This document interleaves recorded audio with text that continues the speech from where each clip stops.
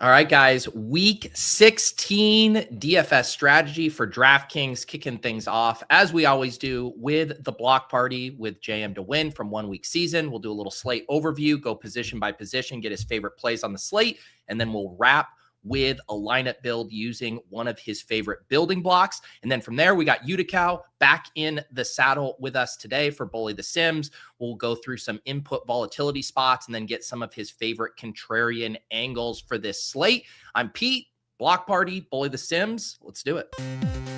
Peter's one of the greatest depositors I've ever seen. Trust the process. Let's go. I got auto match with Levitan. Bullshit. I just go the other way. In that 66, I win all the money. All the money. If I had 150 lineups, I'd win too. AP, crack spot bullets in your head like KD. Bust it, bitch, go bust it. And I had 10 pints with me in Russia. Hey everyone. All right, JMToWin. I was saying right before the show, only 2 more of these bad boys, week 16, week 17 next week. Are we ready to finish on a strong note? Man, absolutely. This is a fun slate.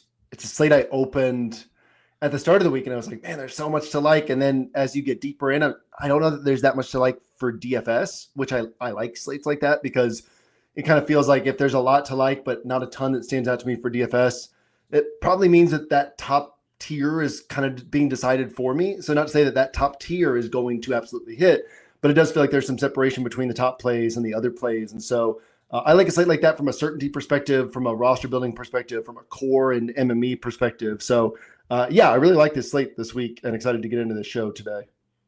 Yeah, and as usual, we do have some injury stuff that is kind of impactful on this slate. We'll see if we get any Drake London news. Marvin Harrison Jr. We got some of the Q tags on the on T Higgins. I think is kind of an interesting one. Are there any other injuries that you're particularly keeping an eye out for? Well, the Marvin Harrison Jr. and Drake London stuff is huge because that game stands out so much, and the pricing on that game stands out so much. Obviously, they dropped Brissett's price, which is nonsensical, and even when you look at combine in the 4 games Marvin Harrison Jr. missed, combining Trey McBride plus Michael Wilson at their elevated price tags. The prices keep going up, but it's so hard to score 200 points this deep into the season with pricing as tight as it gets. And it's like these 2 guys, even at their new price tags, have kept you at or above a 200-point pace every game base. I've been a little bit below 185, 190 points, but it's like, man, you could just play these 2 in what's a great game environment, and you're so far ahead of the field, 80 times out of 100.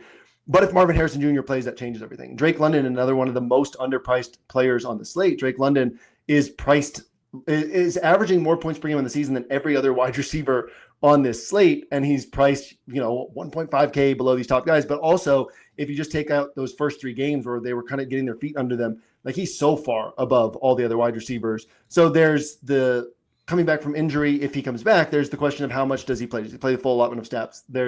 You're playing with Kirk Cousins, who he didn't mesh well with last year, as opposed to Michael Penix. So there are question marks there. But yeah, those are 2 hugely critical components on the slate where it's like there are flashing beacons telling us a certain direction to go.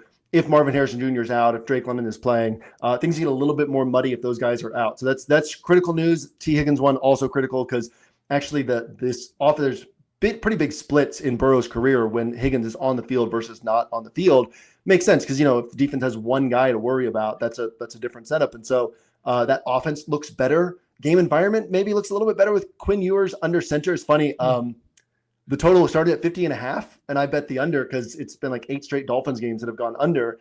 Then they announced Quinn Ewers, and it went down to 47.5, but I started being like, ooh, I'm not so sure I like the under quite as much as I did before because at worst, their offense is going to be the same, probably a little bit better with how bad Tua has been playing. So, if we get T. Higgins back, that certainly helps that setup. And so, there's some injury news, but the biggest ones to me is the Cardinals and Falcons game. I'm curious your thought. I tweeted out the other day that this week has big week 18 energy because I feel like there are some of these motivation things lingering in. And I'm curious your take on, the Chiefs motivation in this spot and, particularly, Travis Kelce or even the Bengals, where every quote from Joe Burrow and Jamar Chase, they sound so emotional, so beaten down. And it's like this game. And then you throw the Quinn Ewers element into it and you're like, can these offenses offenses interact in a way where we get, a tournament winning score. So do you have any thoughts on kind of motivation for some of these, lame ducks? Yeah, I love that. At this point in the season, I tend to just bias my games where there's something, or games where the teams are in. So Cardinals and Falcons, you have kind of this where something is at stake with the Lions and the Steelers. And we see, look at that Rams and Seahawks game last night. So they were at 20 points at the end of the first half. 6 of the last 7 Rams games, there have been fewer points in the second half than in the first half. So, because I was the total on that game dropped to 40.5 last night. And I was trying to think, do I want to bet the over? This feels like a game that goes the over. But I'm looking through Rams game logs, and it's like, man, the over for the second half is 1-6 across their last 7 games. But it's these competitive games where both teams are having to get aggressive. That's where you see these points pile up. All of a sudden, you end up with 60 points in regulation in that game. And then, the Rams and Lions last week, where both teams are sort of fighting, Bengals and Bills and Patriots. So these games where both teams have something to play for, it's a weird total in that Steelers-Lions game for the way Steelers games have played this year, right? But it's yeah, I can see it because both teams start to get more and more aggressive as you get deeper into it. So we certainly like to bias our attention toward games like that down the stretch. Jags and Broncos is very clearly one of those games this week. But also I think that those games where you have the teams are in the situation they've been in, you can also feel a little bit safer about those ones. I'm with you, though. The Chiefs one it's weird. So, it would be pretty clean if Gardner Minshew were coming in, but Rashee Rice were healthy because Gardner Minshew can support an offense, but Rashee Rice is way too expensive for Gardner Minshew stepping in. But with Rice out, you've got they've got to figure out a way to move the ball. You can't really run well against the Titans. The Chiefs can't run the ball.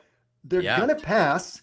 They're going to design an offense around Xavier Worthy and Hollywood Brown and Travis Kelce. All these guys are cheap. Gardner Minshew can support these guys. I think it's 2012 is the last time that Andy Reid was eliminated, had a regular season game where he was eliminated from playoff contention.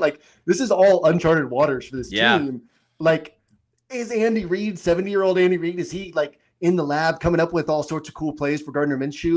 That seems to be in his nature to still do that. So I don't mind this spot. It's full of question marks, right? So I marked this down in my journal earlier in the week as a spot where it's I like this spot, but probably for contests with 4,000 or more entries, right? Not something I'm going to attack in a 1,000 entry contest or 500 entry contest. But I do think that there's upside in this spot. So yeah, it's a weird week. Like you said, there's sort of a lot to start sorting through in our thoughts of how we're assessing things here. Yeah, and another game here while we're kind of bouncing around with this slate overview, and we'll get into quarterback in a second. But the one total that's been kind of confusing me is this Cowboys-Chargers team in thinking about how these offenses are going to interact, because what we've seen from Justin Herbert and the Chargers over the past 4 to 5 weeks, basically since the O-line injury, since his injury, they are just establishing it on the ground, and Herbert just has no pass volume to speak of. And yet you can kind of, pick on Dallas any which way you want on the ground or through the air too. And so I've been looking at this total. I'm like, this feels high to me for how the Chargers have been playing. But what are your thoughts on that game? Yeah, no, I'm with you on that. And that's another one where, and again, not to say that I'll be right, but that's another one where I bet the under. I'm trying to think in terms of units. Well, whatever the case is, I put out way more units in bets this week than I have on a typical week in the season, because there are some spots that just feel like the totals were wrong at the start. And this is another one where it feels like people are seeing that flashing light of Dallas defense and at home and for Dallas. And it's like, oh, well, let's go here. But the Chargers force teams to march the field, and the Chargers are forced to march the field on offense. So it's just harder for these shootouts to develop. So I think it's possible in this spot. It's definitely one of those games that early in the week it was like, ooh, this spot is pretty interesting. And then you're like, oh, but is it really, And so, yeah, this is a spot where I don't think I'm going to be on it myself, but I can certainly see the case made for it. And obviously the total makes the case for it itself. But I think that this is one of those spots, we're going to get to Broncos Jags in a little bit. That feels like a total that's lower than it should be, right? So then that kind of drives some people off of that game because projection systems can't account for the way it can play to the upside. Whereas this is a game that projection systems are going to probably be a little heavier on than they should be. So I just look at that as edge, as I would steer clear of this game and toward another game. But it doesn't mean this game can't hit. It just means lower likelihood than what we're probably going to see in terms of actual ownership in this spot. Yep. I think most of the other like specific game notes we're going to hit on through the lens of the positions and specifically quarterback. So why don't we hop over and get started here at quarterback? Let's pay a little bit of lip service to Josh Allen here. He's obviously the most expensive. We've seen the huge ceiling. My guess, knowing you, JM, is you don't love this spot for Josh Allen on the road at Cleveland. Yeah, no. I mean, I don't think he's going to have a bad game. I don't have any concerns about talking about teams with nothing to play for, right? I mean, Myles Garrett's going for the sack record. Carson Schwarzenegger is the betting favorite for defensive rookie of the year. And so, you got that, right? But really this team, and then they're developing Shador, but this team has nothing to play for. I don't think that this is a huge obstacle for Josh Allen. This isn't like the Houston game, right? Where it's like, oh man, this offense might be non-functional. So I think he's going to do perfectly fine here. But again, there's a very specific type of game environment where you're looking for Josh Allen at his price tag. And it's these games against, we talked about it last week, the quarterbacks that he's hit against, right? It was Patrick Mahomes. It was Joe Burrow. It was Lamar Jackson. It's now Drake May. It's Baker Mayfield. And so it's very specifically like a game environment where the offense goes in with a different mindset and the game develops a certain way. So you're certainly an underdog. You're climbing uphill to try to get production from like tournament winning production from Josh Allen here. I expect him to have a good game. I just don't think that the game environment gets pushed in such a way that you get tournament winning scores from him. So then kind of moving down to this next tier here for by salary, you kind of have Prescott, you got Burrow, you got Goff, and you got Bo Nix. And I guess we can include Herbert in this because he's the other guy there at 6K. Who stands out to you in this range? Yeah, in this range, I'm going to say Bo Nix first and foremost, and we'll circle back to that in a moment. And then Jared Goff, secondly. So Jared Goff, I think we can feel really confident in the points that the Lions are going to score here. So it's just a question of, do they score the points through the air or on the ground? And that's what we deal with these pocket passers, is if it's literally as binary as do the touchdowns come through the air or on the ground? Or I should say these pocket passers on an offense that we are highly confident the offense itself is going to score points. And so it's really just a question of, do the touchdowns come through the air? That's the difference between whether or not Goff is a solid play, a bad play, a tremendous play, is how many of those touchdowns come through the air. So there's less within our control, but we are getting one step of the bet correct for us in that we can feel really confident that the points are going to be scored by the Lions. So I like Goff here in this spot, and then you're just hoping that you get the passing touchdowns. And there's really nothing you can do that, you can get really fine beyond this and try to break down tendencies in the red zone and what the Steelers try to tilt teams toward and all that. But it's like in the small sample size of one game, like Goff is as likely to have a 4-touchdown game here as a 1-touchdown game. And so you just kind of, close your eyes and hope that you get the right run out here with Goff. Certainly like him though, because we like the game environment. We like the expectations for scoring. Bo Nix, I've been flipping through my notes because early in the week I laid out a bunch of totals and like historical performances and whatnot. And I'm trying to find where I laid this out for the Jags and for the Broncos. But basically, and I'm not finding it in my notes, but basically like the Broncos defense is allowing like 12 points per game across 8 of their games against like non-competitive opponents. And then against good offenses, they're allowing like over 27 or over 28 points per game, something like that. And then I was talking in my journal about Bo Nix being this kind of Brett Favre light type of player where they'll just unleash him. So there was a game earlier in this year, and I don't remember which game it was, but nothing was working for the Broncos on offense. And it was 3 or 4 drives in a row where almost every play, they literally just threw the ball deep. And it was almost like Sean Payton was saying, okay, look, we're not going to drive the field this game. And our defense is controlling things, but we need to score points. The only way our likeliest path, probabilistically, our likeliest path to scoring points is just to hit on a deep shot, right? So it was like 3 deep shots, 3 and out. They get the ball back. It was like a run play and 2 deep shots, 3 and out. They get the ball back and they do it again and finally hit on one of these. And it's like, Sean Payton's willing to do that. He's willing to be like, look, let's just let it rip. We'll figure this out. We'll get some points. And Bo Nix is going to go out there. He's going to run around. He's going to try to make plays. And so this really comes back to how well the Jags offense has played since they came out of the bye.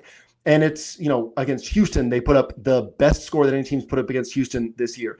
Against the Chargers, they put up the second best score that anybody's put up against the Chargers this year. They were one of only 4 teams to go over 21 points against the Chargers. They put up 35 in that game. Against Indy, they put up the best score that anybody's put up against, best or second best score that anybody's put up against Indy this year. And so this offense, and now all of a sudden, it's again in soft matchups, but we have Trevor Lawrence playing really the best that he's played since 2022, where he had that hot stretch.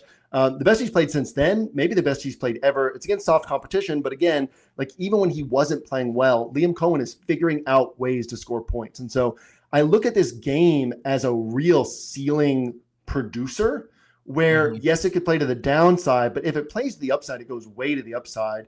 Where, and I also said this, like I was keeping up with, live betting on Sunday. Was it Sunday when the Packers and Broncos played? The total in that game started at like 43 or 44. And it was at 50.5 when I live bet the over, because you could just sense that like the development of the game was such that both these teams are going to stay aggressive and points are going to keep piling up. And it ended up with, whatever it was, 60 total points in that game, which you wouldn't expect thinking Packers defense, Broncos defense. So I think this is we've got a good shot at another game like that, right? Where the Jags are just able to figure out a way to score points. And if they are, we know the Broncos are very comfortable getting aggressive, unleashing Bo Nix and just seeing what happens. And that means scrambling, that means deep shots, that means out of structure stuff. And so, I really like this game a lot. And I like early in the week, the total started at 45.5. And then the under was actually the money was favoring toward the under. Well, since then it shifted, the money's favored toward the over. It's gone up to 46.5.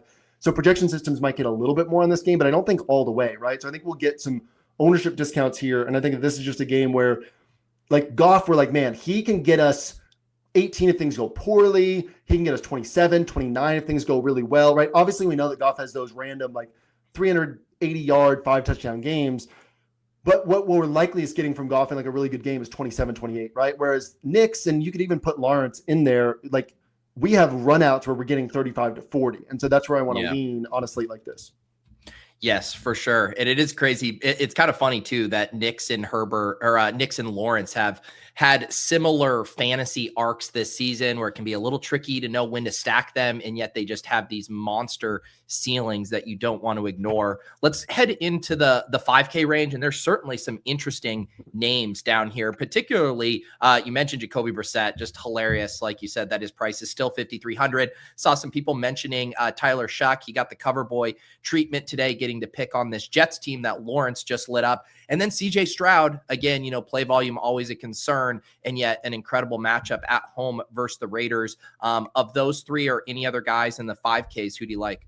Yeah, I'm not really picking nits with any of these guys. I'll tell you who probably has the highest ceiling, but a lower chance of getting there is Bryce Young, right? We saw it last year, 27-pointer, 36-pointer. We've seen it this year in a game where he's probably throwing for under 200 yards, but he might throw for 350. Right? It's so difficult to predict with the Bryce Young thing. But this is the type of game environment where it might be all right, this isn't working. This isn't working. We're not being able to stay on schedule with the run. Let's just see what we can do through the air, and let's see what we can do letting Bryce Young take over and hopefully not make too many mistakes. So that's not a confident bet in terms of we play at the slate 100 times. Who hits for 35 most often out of all these quarterbacks? I would feel very confident saying Bryce Young, but also who hits for 22 to 25 most often? It's not Bryce Young, right? He's finishing with those 15 to 17 points. So on smaller field contest, I probably am more biased toward Brissett. So with Brissett, it's we haven't seen the 25. We said it last week with Etienne. We hadn't seen the 30-point game from Etienne, but that didn't mean it couldn't happen, right? The usage was still such that it could happen. I was playing Etienne last week just because it was I don't think most of these sub 7K running backs are going to hit for good salary multipliers, but he's the strongest bet to do so. Then you get a 30-pointer. Well, that's kind of just a lucky run out there, but it can happen, right? Brissett's kind of the same way in that you're not playing him for a 25 to 30-pointer, but the run out is there for him to get that. But on tighter builds, it's you're going to get 20 almost certainly. What we're 9 games in a row now that he's been a starter, and he's gotten 20-plus DraftKings points. And so and in a great game environment where we should have this game developing positively for production. And so Brissett is the safest. He has just as high of a ceiling as anybody else. So I'm certainly biased toward Brissett, but I think that you can make a strong case for these other guys. I certainly think Tyler Shuck is perfectly fine to go to. I think JJ McCarthy in a game against the Giants, obviously volume is really the big concern there, but I think he'll do well again in this spot. I think Aaron Rodgers is perfectly fine to go to. This is kind of the spot where it's couldn't Aaron Rodgers finally have a 300-yard game? Even if he doesn't, couldn't he have 3 or 4 touchdowns in this spot? So I think there are a lot of options down here where Brissett, like the arrows point toward Brissett, and that's the sharpest play, but it's not dramatically sharper than some of these other plays. And in the small sample size of 1 week, Brissett could score 22 again, and you're really happy with that. But one of these other guys could score 26, 27. So, yeah, I think it's totally fine to go any of these directions. Like in smaller field contests or your highest confidence builds, the arrows point toward Brissett, but you're not doing it if you go to Shuck, if you go to Stroud, if you go to Bryce Young, to Aaron Rodgers, if you go to J.J. McCarthy, even if you go to Kirk Cousins. Like all of these guys are sort of in the mix down here. So, yeah, I'm fine picking any of them because all of them have floor, all of them have ceiling. And like we said, Gardner Minshew, there's this very interesting angle of like, well, what if they've designed the offense and figured out Hollywood Brown is teams biased toward. Am I here? There we go. Yeah, teams sorry, biased you were toward flipping there for a second. All right, teams biased toward the pass against the Titans, even though the Titans are always in trailing game scripts. And so, yeah, we should still see passing volume for the Chiefs here. But yeah, for me, it's let me sort of rank these real quickly. I would say Brissett, Shuck, Rodgers, McCarthy, Bryce Young. I guess I skipped over Stroud. Stroud's probably below Shuck and above Rodgers. But it's all really close for me. And like I said, like in the small sample size of 1 week, any of these guys could pop for the biggest ceiling. So Brissett's clearly the one that the math points to, but that doesn't mean he's one who's going to perform best this week. So I'm totally fine with any of those builds this week. If like smaller field, I'm playing Brissett, but anybody who wants to go a different direction, I still think it's sharp. Yeah, and I'm looking at early ownership projections, and things do seem really spread out. Brissett is pacing to be the most owned, which certainly makes sense. But from there, everyone else looking like they're going to be sub 10%. I'm also happy to fade Justin Herbert if he is going to be the second most popular quarterback on the slate. I do want to circle back just because there was a decent amount of talk about it in the chat. People talking about Quinn Ewers. He is 4K. We've had this pop up a few times this year with some of these 4K quarterbacks.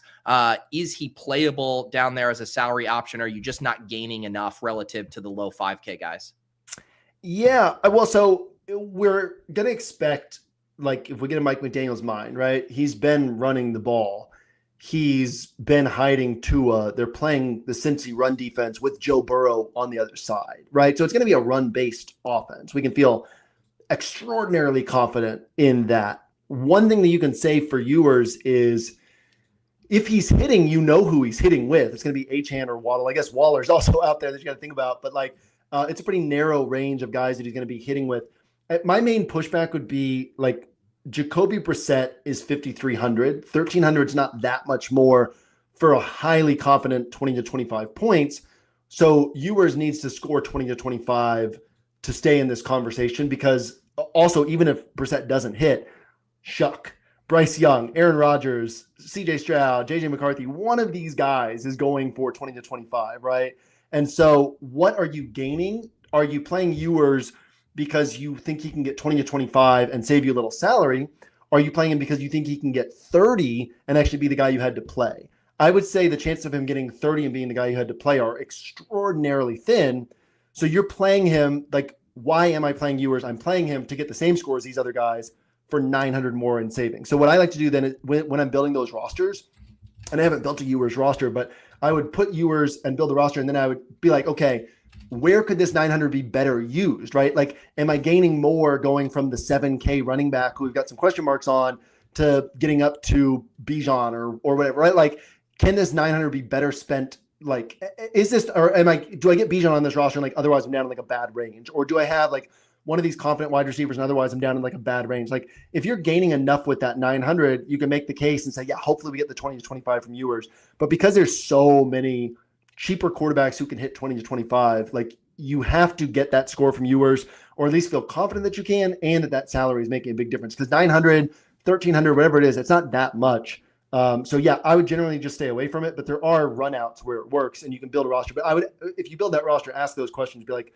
okay, do I like that I'm being clever here with Ewers, or do I really think that this is a better roster, that I'm getting, like, materially more points with the way that I'm spending this extra salary? Yep. I think the only two quarterbacks that we haven't just touched on in some capacity would be like Baker Mayfield and Jackson Dart. Any thoughts on those two? Yeah, no on Dart for me, but again, the ceiling's there, so I think you can go for it. Against Minnesota, that's going to be a no for me, dog. Yeah. Who was the other one that you just said? Mayfield now with all the weapons back. Mayfield, yeah, man, Mayfield has looked so off for so long that it's hard. Like the eye test doesn't pass, but yeah, no for me, because if that's a game where Mayfield's hitting, you have to think it's also a game where Bryce Young's hitting, and then Bryce Young brings more rushing equity, and he's cheaper in a softer matchup. But no, I think this week is wide open enough that I think you can make a case for these guys. Like if I'm getting here, I'm getting to Bo Nix or Jared Goff, Yep. And particularly Nix, because I think the ceiling is outsized compared to some of these other guys available here on Nix this week. But yeah, no, I mean, I can certainly see the case for it. All right. Before we head to running back, got to mention the final discount adjustment is here for 1 week season. If you've waited until week 16 to check it out, and they're making it worth your while. They're practically giving it away. 90% off. That's not a typo. Promo code Pete90. Get 90% off the rest of season. Inner Circle and DFS subs there. That'll get you through the playoffs as well. Anything else going on at the site this week that people should know about, JM? No, we had a fun week next week with Saturday and Sunday games coming off of Christmas. So we're looking forward to that. We got this weekend, a good slate ahead. So yeah, we've got last 4 weeks of playoffs. I think it comes out to like $4 a week if you not even less than that, like $3 a week if you apply that discount code. So yeah, if you've been waiting to come hang out with us, see if it's a fit for you, good opportunity to do so. All right. Let's talk running backs. Let's start at the high end with these three guys in the 8s. Bijan, Gibbs in awesome spots there. Bijan showing a little bit higher floor. Gibbs obviously showing that nuclear ceiling. And then Achane, who now has Quinn Ewers, but that really good matchup against a bad Bengals defense. How are you parsing these three at the top? Yeah, well, let's start with Achane because that's interesting, right? Like, is Ewers a downgrade from Tua? I don't think that he necessarily is. Is the Bengals defense as bad as it's been? Definitely not, right? I mean, we've seen it since it was even before the Patriots game. But so against the Ravens, against the Patriots, against the Ravens again, against the Bills, right, where the Bills scored points, but it was like you had the interception return for a touchdown. You had the other touchdown set up by the turnover close to the goal line. And sort of that Josh Allen magic down the stretch. Like the Bengals, if you watch their games, they played much better on defense. So Achane looks great to me. Like Bijan, and to me, floor rankings go Bijan first, Achane second, Gibbs third. Okay. Ceiling rankings, as you alluded to, like Bijan and Achane are not going to put up 50, and that Gibbs can, right? So that's sort of the tricky part of balancing these. Bijan's the best all-around profile to me because you can get the 30 to 35 pointer. We like the game environment. He fits into builds that we might already be leaning into. And he can put up 35, 37 points. Gibbs, like, you just know that it takes 2 or 3 plays, and all of a sudden he's got, he's racked up 150 yards and 2 or 3 touchdowns across those plays. And so the ceiling is there on Gibbs that I would probably consider him second in tournaments, even though I feel more confident in the floor of points from Achane. But you can make a case for any of these three. Like, to me, in terms of how I categorize players in my player grid, Achane's going to be a light blue chip because that's also like low chance of hurting your roster. Gibbs has a higher chance of hurting your roster. So he's going to be in like the bonus tier 1. But in terms of ceiling, he's got the best ceiling out of all these guys. So in terms of tournaments, what wins you the most money over time, it is still probably going to Gibbs over Achane. But yeah, I would say Bijan would be the guy I'd lean toward first in tournaments, and then Gibbs second, Achane third. But obviously any of these guys could come out on top this week. After that, we kind of have this next tier almost to himself, both price-wise and I guess kind of projection-wise with James Cook. Let's hit on him before we get to all the sub 7K guys. You can certainly run on Cleveland, and that's how teams have been deciding to attack them. And with this big team total, do you think Cook could be a solid play here at 7,700? Yeah, so Cook is tricky, right? Because we haven't even necessarily been able to pinpoint the spots where he's going to hit. Obviously, New England hasn't been as good against the run since Milton Williams went down, but they're still a good run defense, right? He puts up 34 against them. He puts up 24.9 against Houston. Carolina had been suffocating the run when he put up 36.6 against them. And so, and then you've got these spots that look really good, and he's disappointed in those spots. Cleveland's interesting because earlier in the year is like a team that we're specifically trying not to run on, right? They've had some injuries, but also I think just some effort issues. Those long runs for Tony Pollard a couple weeks ago, both of them were they looked like runs that the Browns would not have given up earlier in the year, right? And so what we're really looking at from the Browns is down to down efficiency probably isn't going to be great. But if you hit the long runs, then you end up with a big score. Well, that's kind of how Cook has capitalized this year. But like we were saying with Goff, that's very unpredictable, right? The workload's going to be there for Cook. So that's one step of the equation. The touchdowns are going to be there for the Lions offense as a whole, but you're like, do the touchdowns come through Goff or not? We have no way to predict that, right? Does Cook hit some long runs or not? We have no way to, and again, people can run their models or whatever and say that they have a sense of whether or not it's going to happen. But you watch the games. If you watch the games, it's going to come down to one guy missing an assignment or one guy missing a tackle or one guy taking a wrong angle, being out of position. And the models can't predict that, right? That guy could take the right angle and make the tackle. And so, I think that Cook is interesting. I've had some practice builds where I wasn't able to get up to a second high-priced running back, right? It's I have Bijan, and I haven't had the salary to get up to Gibbs, and I can't move stuff around, but it's I can get to James Cook, and I've liked those rosters. So I think Cook can be played that way where you're not isolating him and prioritizing him in a build, but where he makes something else work and you're still getting the ceiling. So I like Cook up here. And obviously ETN last week, we felt pretty uncomfortable paying $6,500 for him in a good matchup, right? But he was still, because of the state of the slate at running back, he was still a priority. It was well, you're playing Woody Marks or you're looking for me. It was every time I had a Marks roster, it was can I get up to ETN for 900 more? And I'm looking for ways to do that. This week, 7K ETN against Denver, not where I'm going to go. We know Chase Brown splitting the work. Bucky Irving, his pass game role is shrinking. His red zone role is gone with Sean Tucker taking that. Woody Marks, you don't even get points from Houston running backs all of a sudden. He's 6,600. So it's once you get below James Cook, you're probably going all the way down. And so to me, James Cook is one of these guys who, if you can get it and you like the roster, I like the idea of playing him because people won't prioritize him, I don't think, because they'll think, can I get up to these other guys? But it's clearly these top three guys, then Cook after that, and then a huge gap to where you're almost saying, just like last week, it's is it actually worth it to pay for Javonte Williams? Is it actually worth it to pay for RJ Harvey? Or do we just save the salary and go even cheaper? Where last week it was Woody Marks, it was Devin Neal. On Sunday morning, we got Corey Krosky-Merritt, where it's maybe we don't get a big score from any of these guys and we just go cheaper. Now, we did end up getting the big score from ETN last week. That doesn't guarantee we're going to get the big score this week. So I think that, just going down to one of these other guys is probably the sharpest way to go and is what's going to look good for optimizers, for projections, for sims. I don't mind just going below 6K at running back this week.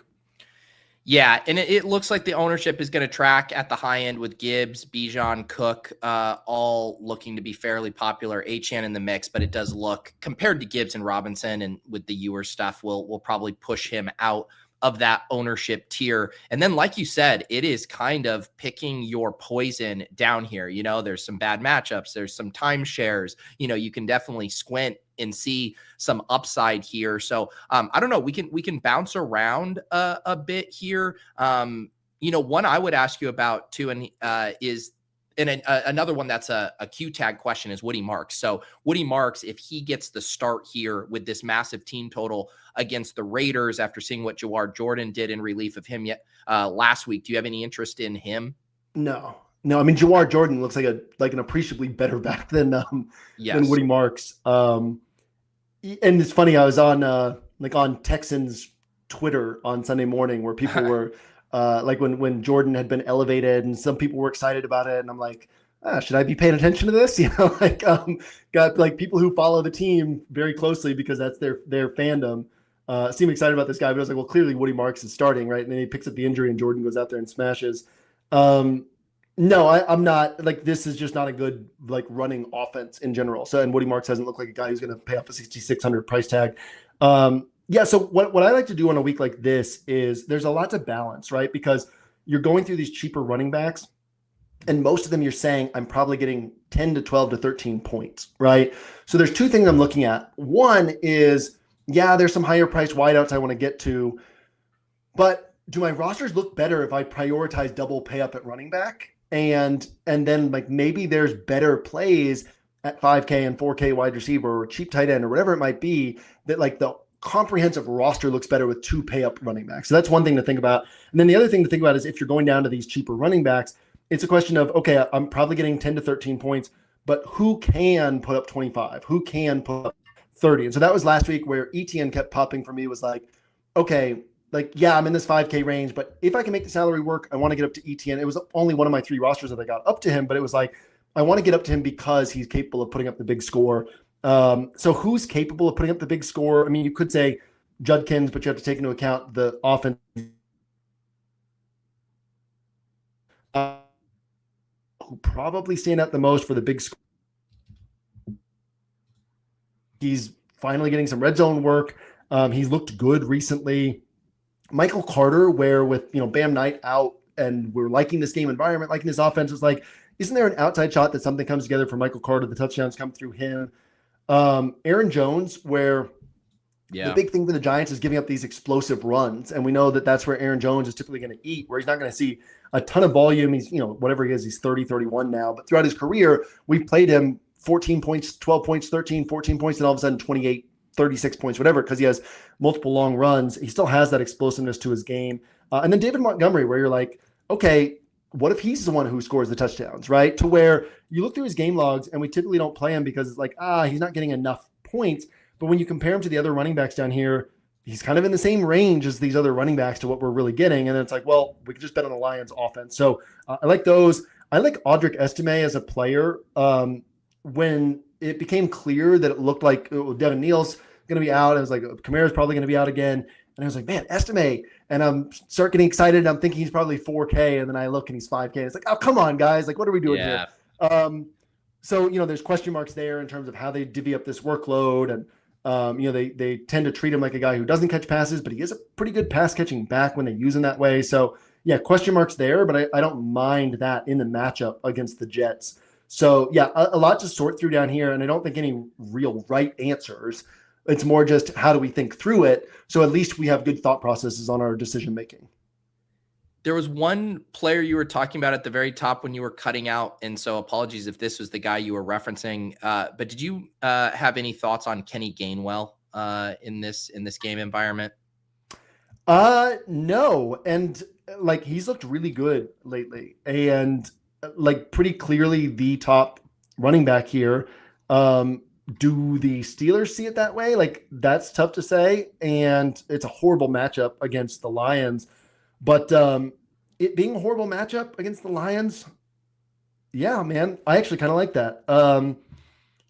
Because it being such a horrible matchup on the ground, you have that elevated opportunity for passing for this game environment to play in his favor. So, I would probably throw him in there near the top of that pile of running backs down here. Yeah, I like that shout.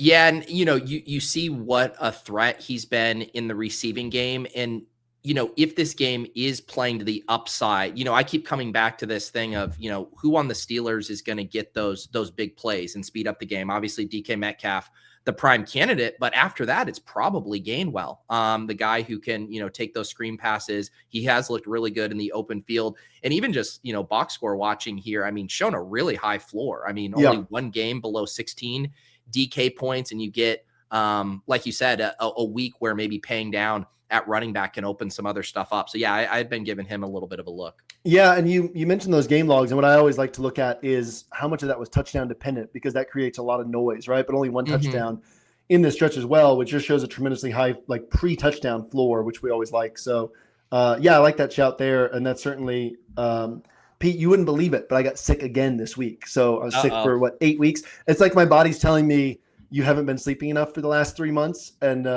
so, this week it was just like same thing I was dealing with earlier in the year, like sinus type stuff where it's literally just, if I sleep more, this doesn't happen. And so, the last day and a half I've been kind of resting and getting ready for this final push to the weekend. And so, yeah, that's maybe one of those plays that I might have found yesterday and hadn't found yet in the week. So yeah, I really like that chat. I think that's super sharp angle. Probably a guy who will be added to my player grid and definitely added to my thoughts as we move deeper into the weekend. Nice. One other, it's obviously a backfield split, but kind of coming back to that total and the team total looking nice here for the Chargers and just how their identity has been running the ball. Can you see anything here for Amari and Hampton? We've only had a few full games with him back from injury. I'm just trying to think, how do the Chargers get to 24 here? Could it be a Hampton, breakout spot? Yeah, I mean, it absolutely could be, right? They're giving him no pass blocking snaps. And he's been getting pretty routinely wrecked on his pass blocking snaps. And with no Joe Alt and no Rashawn Slater, that becomes pretty important for this team. And so that's where we see the workload not being what we would expect it to be or necessarily want it to be, where we see the receiving work not being as high as we would like it to be, is because they're having to put Kamani Vidal in on those pass blocking snaps. And so we are relying a little bit more on, yardage and touchdowns as opposed to getting that floor from catches, or we're relying on a change in roles, or them saying, hey, we're not as worried about the Cowboys pass rush, so we're going to put Hampton out there on passing plays and just let him run a route, that type of thing. So yeah, I think that you need to clear a few more hurdles for that production, but he was one of my earliest practice builds. I was putting him on there because it's like, well, where is the ceiling down here? You can make the case that the ceiling is here on Hampton. So I don't mind that play. I think it's not a confident play, but I think that the ceiling's there on it. Yeah. And I think that's kind of the theme after some of those, top 4 or 5 guys. Right. It's like you're going to have to take on some risk of either sacrificing ceiling or floor or matchup and picking your poison there. Absolutely. Yeah. All right, let's move over to wide receiver. Appreciate everybody who's tuning in here today. We're going to have Youdacao at 2:15, and then I'll be doing the off and on the clock underdog slate breakdown with John and Nez directly following that at 3 o'clock. But yeah, let's start here with wide receiver. We can start at the high end. Obviously, Jamar Chase, Amon-Ra St. Brown, they've been fixtures up here. Both of the Cowboys wide receivers, of course, and we can include, I guess Michael Wilson at this point. I mean, Michael Wilson without Marvin Harrison Jr. definitely deserves to be in that conversation. But what do you like at the high end? Yeah. To me, like at St. Brown from a game environment perspective, Jamar Chase Dolphins are top 3 in fewest catches and yards allowed to wide receivers. They're top 3 in catches and yards allowed, or bottom 3 in catches and yards allowed to tight ends.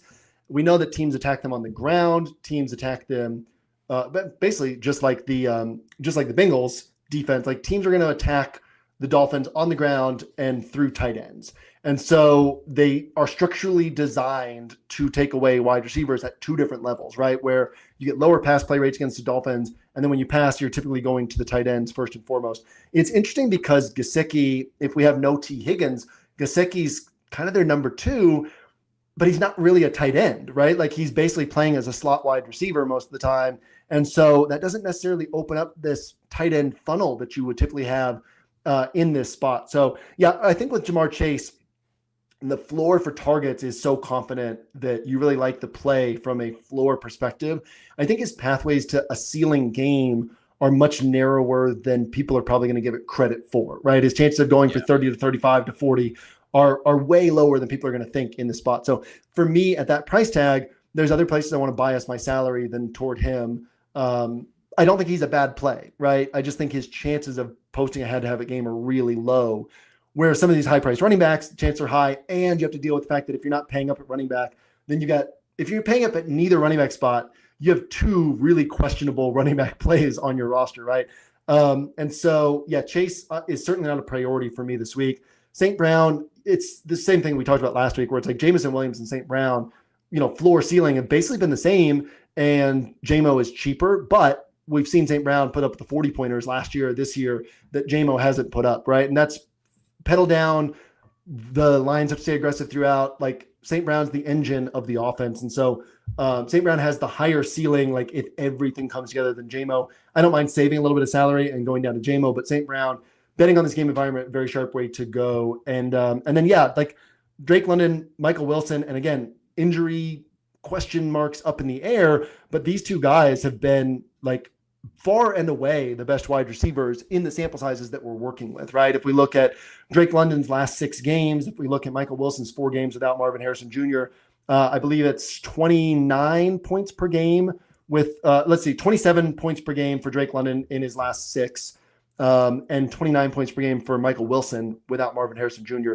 That's outrageous, right? Like that's well over CMC, and we're getting these price discounts. So these two guys just really stand out if we get the injury news shaking out the way that we want. Like I said at the top, we have question marks with Drake London about, does he play his full allotment of snaps? Does he mesh with Kirk Cousins the way that he did with Michael Penix, where Cousins and London, even last year, like London caught fire down the stretch when Penix came in, right? Like he didn't mesh well with Kirk Cousins throughout that season. So I do have more question marks on him because we need more to sort of start falling into place there. But Michael Wilson, if we have no Marvin Harrison Jr., is obviously the guy who stands out the most.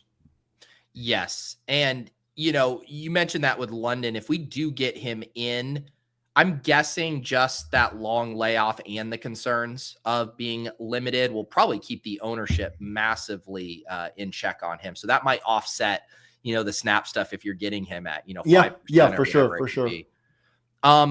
Yeah, so we'll wait on news on that. Sometimes we get some of these news dumps on a Friday. I just saw CeeDee Lamb back at practice today. So if we get anything here, I'll be sure to pass it along. I'm curious. You mentioned the Amon-Ra and Jamo dynamic here, maybe even looping in Gibbs. Like, how do you think about those three now that the offense is so concentrated? It has felt like 2 of them have gone off every week and one of them gets kind of squeezed. Do you have a lean this week? If you were to pick 2 out of 3, is the answer all 3? Like, how do you think about putting those guys on rosters with or without Goff, etc.? Yeah, certain weeks you can feel confident that you can predict, and other weeks you don't feel confident. This is one of those weeks where I don't. And so it's kind of like one of these 3 is almost certainly hitting. I think it's sharp to include one Lions piece on every roster. There's a chance that 2 of them hit, and you could pull that as well. But I don't know that I feel confident in saying who it will be this week, right? Right. What we do know is that one of these guys is probably going to significantly outperform his salary. Last week, I believe the stat was 32 out of 35 targets went to Jamo, St. Brown, and Gibbs.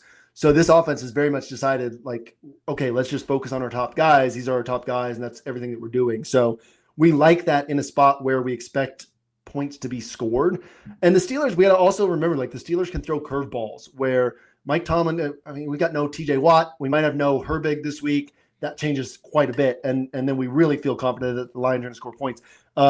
If we get those guys playing this week, which I think is a long shot, but if we get them playing, we do have that Tomlin factor where it's like every once in a while the Steelers in a game where everybody expects it to go one way, they find a way to make it go a completely different way. And this could end up being kind of a slugfest where nobody's expecting that. But I'm pretty comfortable betting on Lions ceiling in this spot and putting a Lions piece on every roster.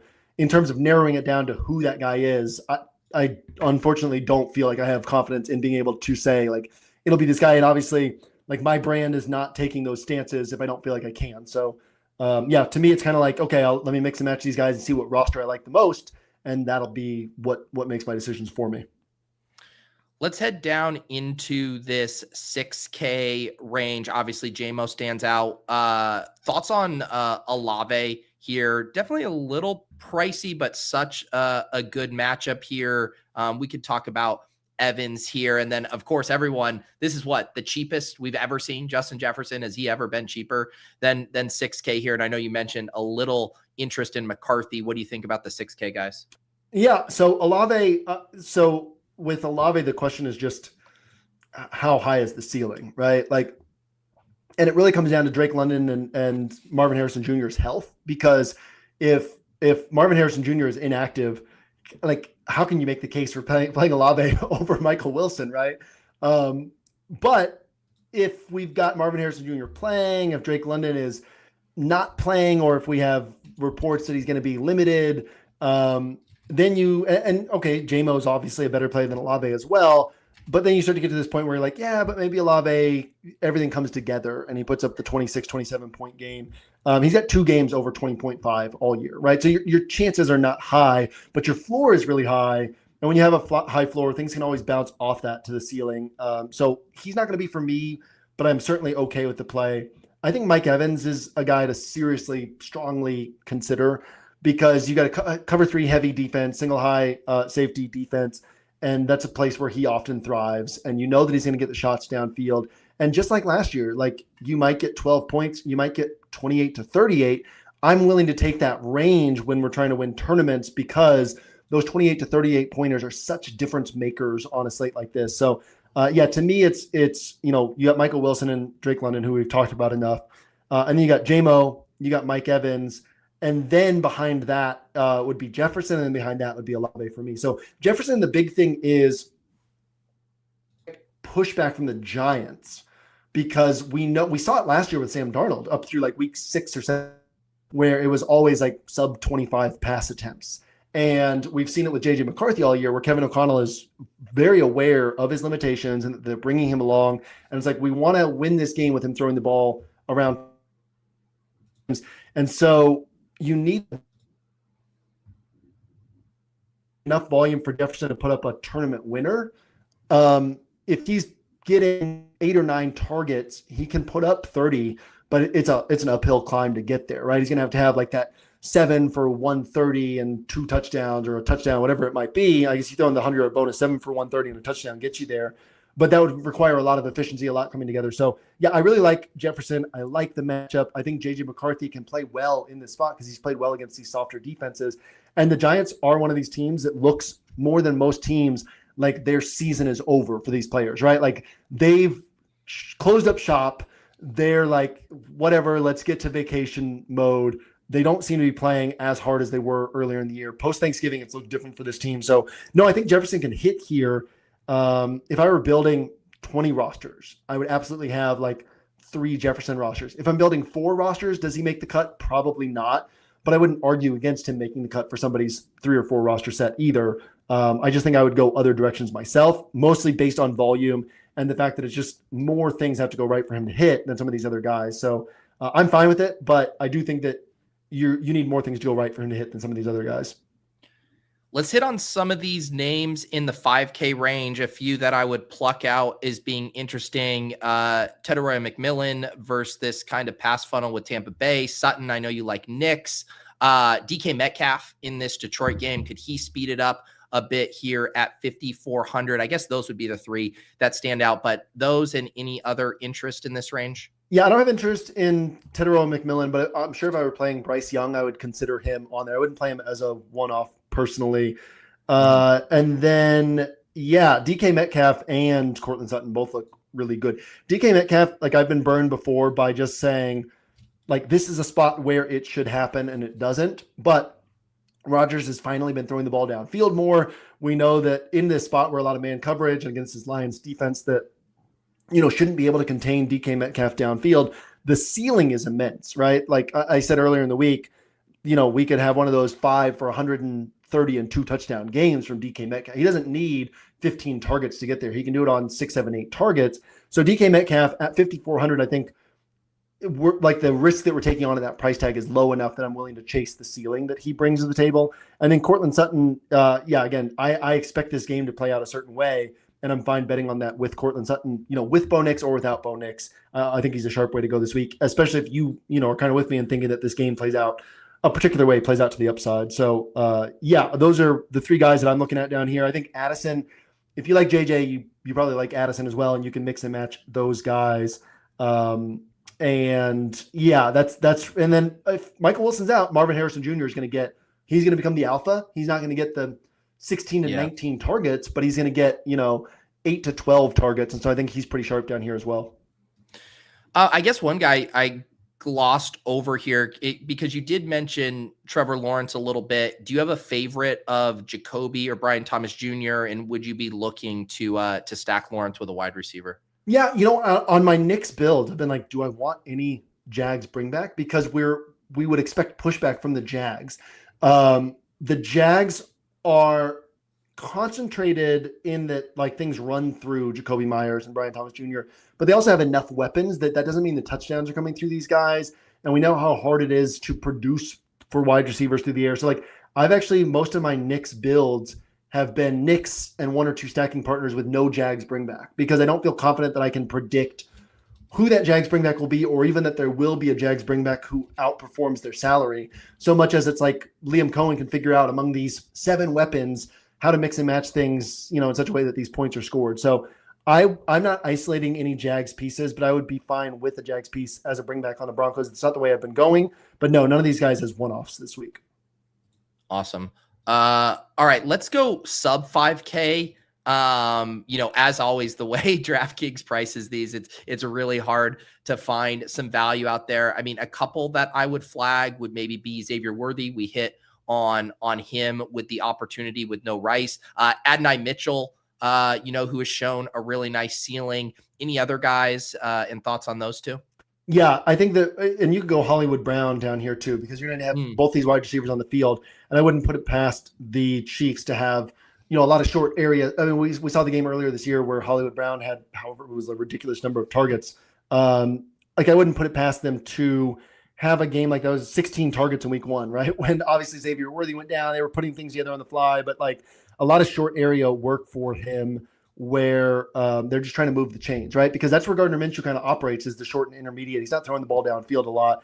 And so they're going to be shortening up Xavier Worthy's route tree, but also probably involving Hollywood Brown in this designed pass game. So I actually think, like, from a floor perspective, you feel pretty confident in what you're getting from these guys. Because again, the Chiefs throw the ball, teams throw the ball against the Titans, and Gardner Minshew is capable of getting the ball to these guys. So I like both these guys as salary savers this week. And then the other guy, I don't think I'm on AD Mitchell, because I don't think we get the ceiling with Brady Cook under center, but not a strong argument against him. I think Jalen Coker obviously is a guy who we can look through his recent game logs and it looks good. Or you look through his broader game logs and you know that it's kind of like Hunter Henry. These bigger games pop up from time to time, but they're mixed in with like a lot of 6 to 7 pointers, 3-pointers, whatever it might be. So Coker certainly has the ceiling to be considered, or price considered ceiling to be thought about here. If you like Dart, or if you want to bet on McCarthy and the Vikings passing attack, Darius Slayton's a guy you can go to and bet on that. The Giants doing well here, right, and pushing that game environment. But yeah, generally speaking, to me, it's the Chiefs wideouts are really a cut above the other guys down here. And I actually think they're probably sharper than the field is going to give them credit for this week. All right, let's move on to the tight end position here. We of course have Trey McBride in a tier of his own, 7,600.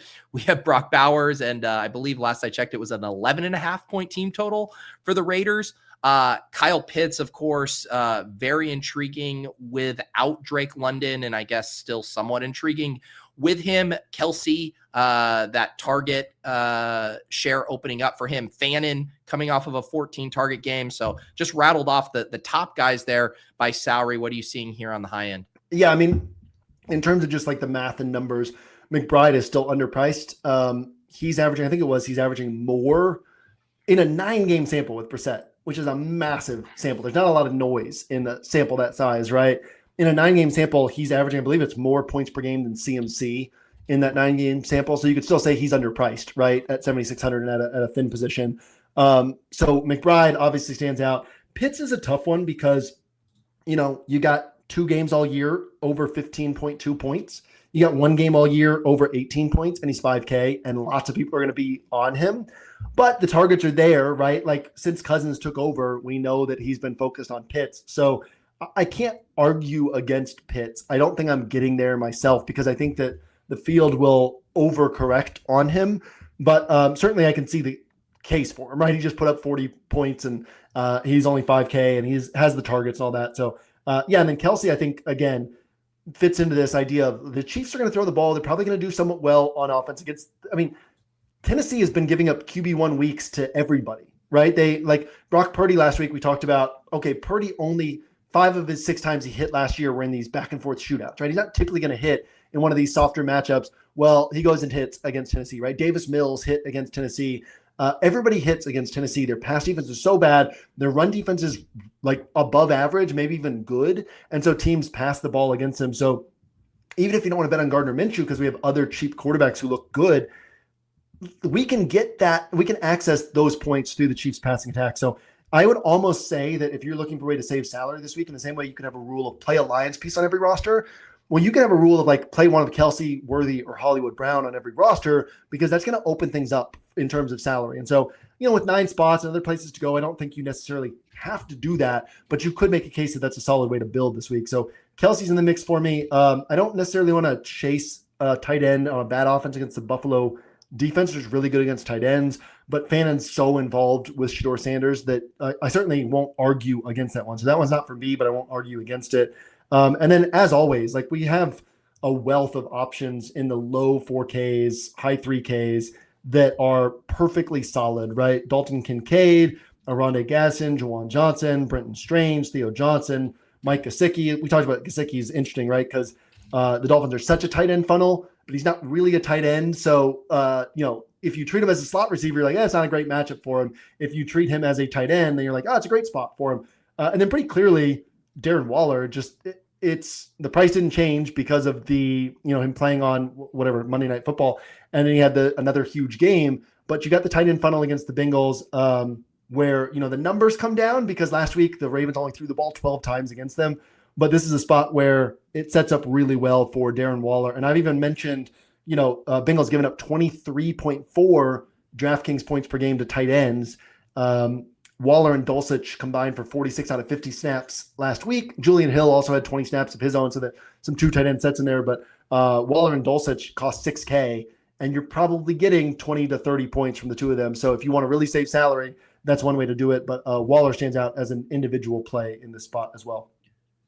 All right, so the tweet has just hit. Raheem Morris said that Drake London will be listed as questionable, but he will play. So they are giving us Drake London. Any updated thoughts? I know we were kind of dancing around it, but as far as London himself, Pitts, and maybe what that means for that game environment? Yeah, this seems like historically like it would be tracking toward a Schefter bomb on Saturday night that then says, London will play limited snaps or he'll play in certain situations or whatever. And then the game starts and they actually end up just playing him most of the time, And so to where ownership kind of ends up in that 8 to 12% range, and people are on him, but they're a little uncertain, so they're not all the way on him. And I think that makes him highly playable. I think as long as we understand the risk, right? The risk of not full allotment of snaps. And again, we haven't really seen it with him and Cousins. We talked about that at the start of the year with Brian Thomas Jr., that we hadn't really seen it with Trevor Lawrence. And now we've got a whole season of it not meshing.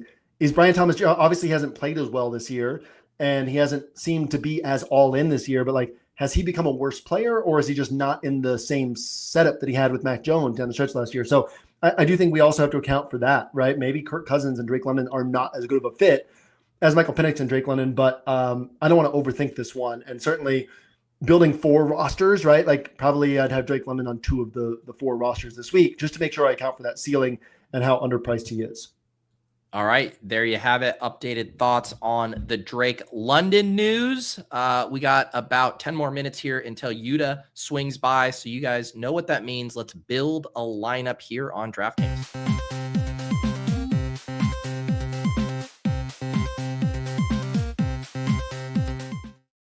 All right, I think you've kind of teased this one throughout the show. People maybe have a lean of where you might be headed here, but what block are we going to roll out for week 16? Yeah, they'll have a lean, right? But they're going to get the wrong stacking partner. So let's go back. I did find these notes. So the Broncos have allowed 12.6 points per game across 8 contests. Those contests were the Raiders twice, the Chiefs, Davis Mills Texans, the Jets, the Eagles, Jake Browning's Bengals, and the Titans. In their other 6 games, they played the Packers, Marcus Mariota's Commanders, the Cowboys, Jackson Dart's Giants, the Chargers, and the Colts. And they've allowed 26.7 points per game in those contests. Game totals of 60, 53, 66, 65, 43, which was the Chargers, and 57.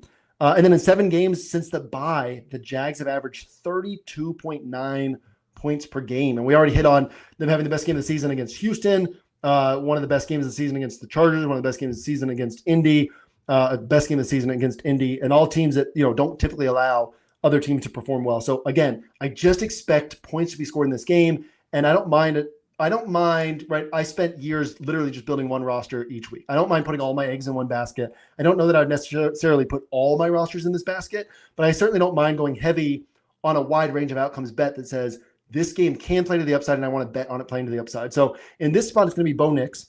Cortland Sutton's a very strong stacking partner, but also where we have all these question marks at running back, Bo Nix plus RJ Harvey is really interesting, where I don't have the numbers right in front of me, but across these games where Harvey's been starting, these two have combined for, I believe it's over 40 DraftKings points per game.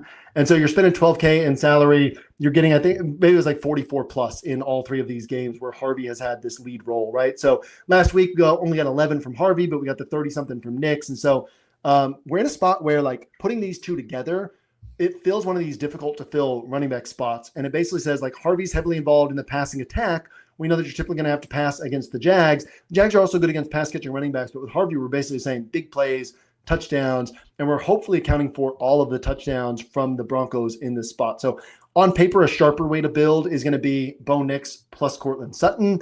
If I've got three Nix rosters, probably one or two of them, maybe it's like a Nix Sutton, Nix Harvey, and then a Nix with both guys, right? And then a fourth roster dedicated to something different on this slate. But really like the idea of going heavy on Nix this week.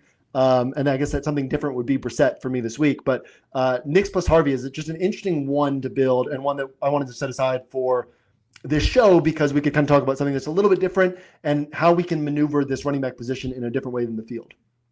Yeah, I really like that angle too. I mentioned before the show how it's kind of, Broncos have a really solid team total, 24.75. Jags a little lower there at 21.75. So like you said, I don't think we have to force a bring back here. But where do we go next? You did say one Lion in every lineup here. Is this a Gibbs team here to fill that second spot? Yeah, well, so I also want to leave flexibility at wide receiver to go Jamo. Mm-hmm. But yeah, I like literally the next decision is high price running back, right? And then see how we can build this roster because I don't want to go Harvey and a cheap running back if I can help it. So we can throw on Bijan here. We can throw on Gibbs. If we throw on Bijan, that swings us over to Jamo. If we put on Gibbs, that swings us over to Drake London. You can play Bijan and Drake London together. The numbers work out in terms of what they've done during the stretch for Drake London. But yeah, basically like this kind of makes what we do first makes our decision on what we do second here because we're not going to have the salary to play St. Brown on this roster, but we can't have the salary for one of these high price running backs, one of these other guys. So we got Jamo on here. Do we want to, on this roster, do we want to assume that Michael Wilson has the role or do we want to assume that Marvin Harrison Jr. is playing? Like which direction do we want to go next on this? I think I saw someone mention in the chat he's had back-to-back limited practices.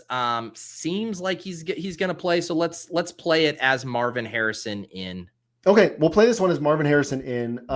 Next thing I want to do is let's see where we save some salary. So there's two places, actually in the same game, that we're going to go next. Let's throw in Darren Waller at tight end. Okay. And there is the flexibility to throw in Dulcich if we need it. But the next thing we're going to do is defense, which is the Cincinnati defense. A defense that I was on last week as well as one of my favorite salary savers because I think people are underestimating how much better they've played lately. They put up 7 against Baltimore at 2,400, right? That makes a pretty big difference on a roster. You're not getting the 15-pointer, but if you're not getting the 15-pointer and you're paying down, you want to get that 6 to 8 point score, and they're certainly capable of that here. I actually was messing around with this even before the Tua benching news, and I think with Ewers, it becomes even sharper because it's the guy making his first NFL start. So got Bengals down here, and as you see, like salary does become kind of flexible again. So what I want to do first, Pete, is let's go ahead and just to see what it looks like, let's throw in Dulcich, and I just want to show like what this opens up for salary. And again, playing two tight ends against the Bengals didn't work last week, but has consistently worked this year. And we're getting such cheap price tags on these guys. And now you see we actually have $7K in salary to work with where you could go, again, you could go Drake London, you could go take off Jamo and go up to St. Brown. You have so much salary to play around with here. So now we can take Dulcich off and go a different direction. But I just wanted to illustrate like that we can play Bijan, we can play Jamo, and if we go this double tight end Dolphins, if you like that angle, there is a lot that it opens up. But yeah, if we're going to say Marvin Harrison Jr. plays, let's throw Marvin Harrison Jr. on this roster because I do think he's a really sharp play, and I think the people will kind of get off of that. And then the next thing we can do is throw a Chiefs piece on here. So we can throw in Hollywood Brown, we can throw in Xavier Worthy, we can throw in Kelce, and then that will kind of determine what we have next. So Pete, what do you want to do there at this Chiefs spot? Yeah, let's just take a look here, and so I can look at these prices. So Kelce 47, Worthy 4,400, and where's Hollywood Brown? Hollywood Brown down here this week. Yeah, 39. What did I'll throw it right back at you. Like looking at these guys, like cost adjusted, and let's just in this hypothetical assume ownership's the same on all of them. Who's your favorite? Kelce, but also the next step for me is always, what does it mean for a roster, right? If we put Kelce on, we're down in this low 6K. Actually, that's pretty sharp. We end up with Mike Evans.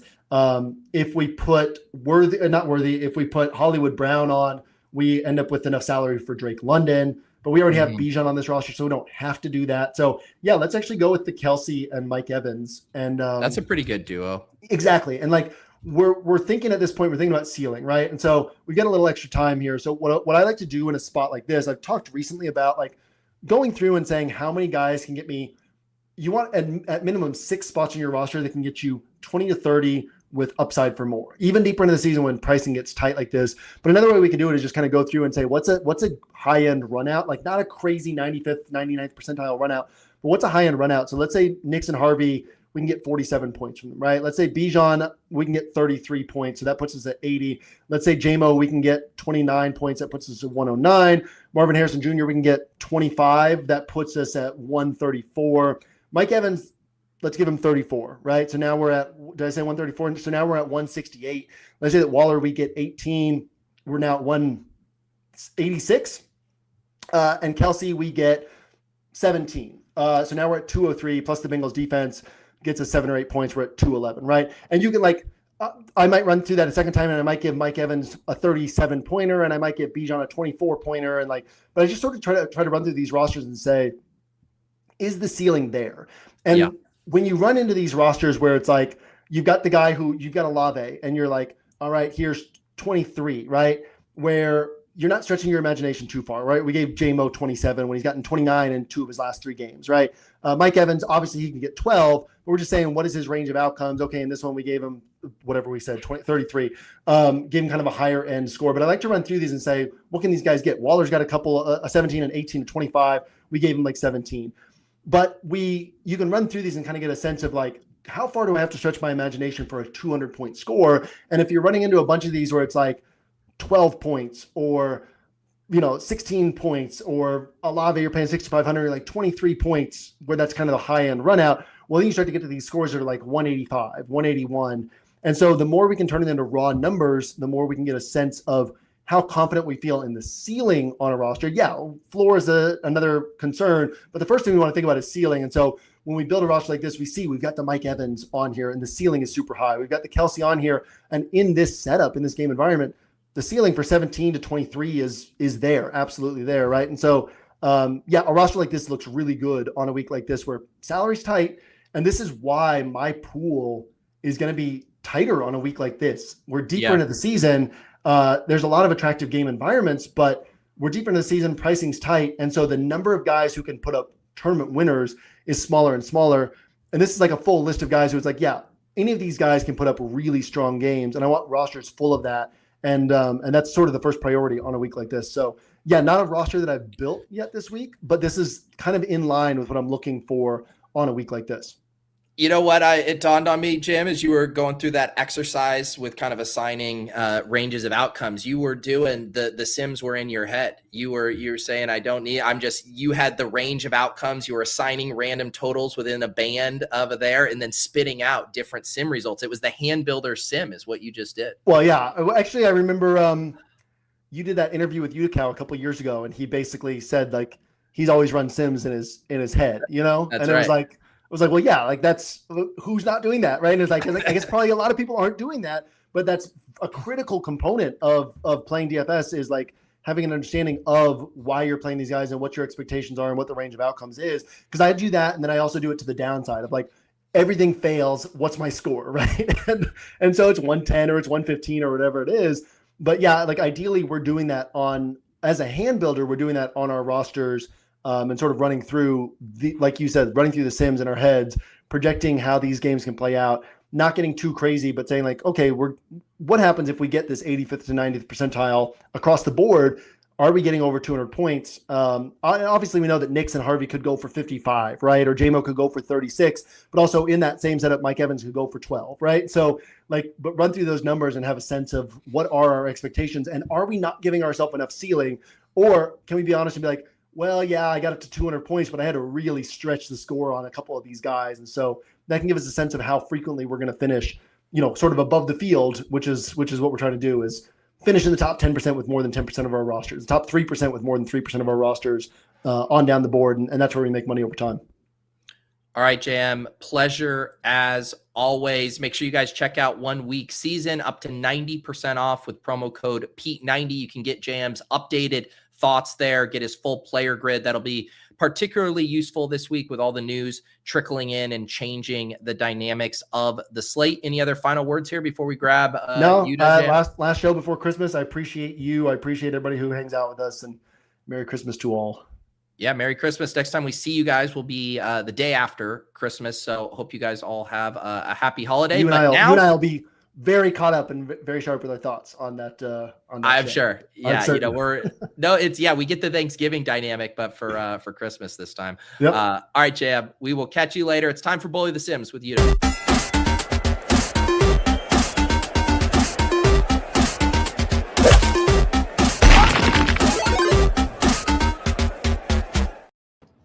All right, he's back. Youdacao after a 1 week layoff here. How are you doing, Yuda? What's up? I'm good. I had the live final in New Orleans, pretty good showing. Got third in that. Nice. Had a change of venue. I moved apartments. That was what the realtor thing the other show was. I don't know if you could tell. It's the same unit. It's just a higher floor. So okay. So you just wanted a better view. Is that what it all boiled down to?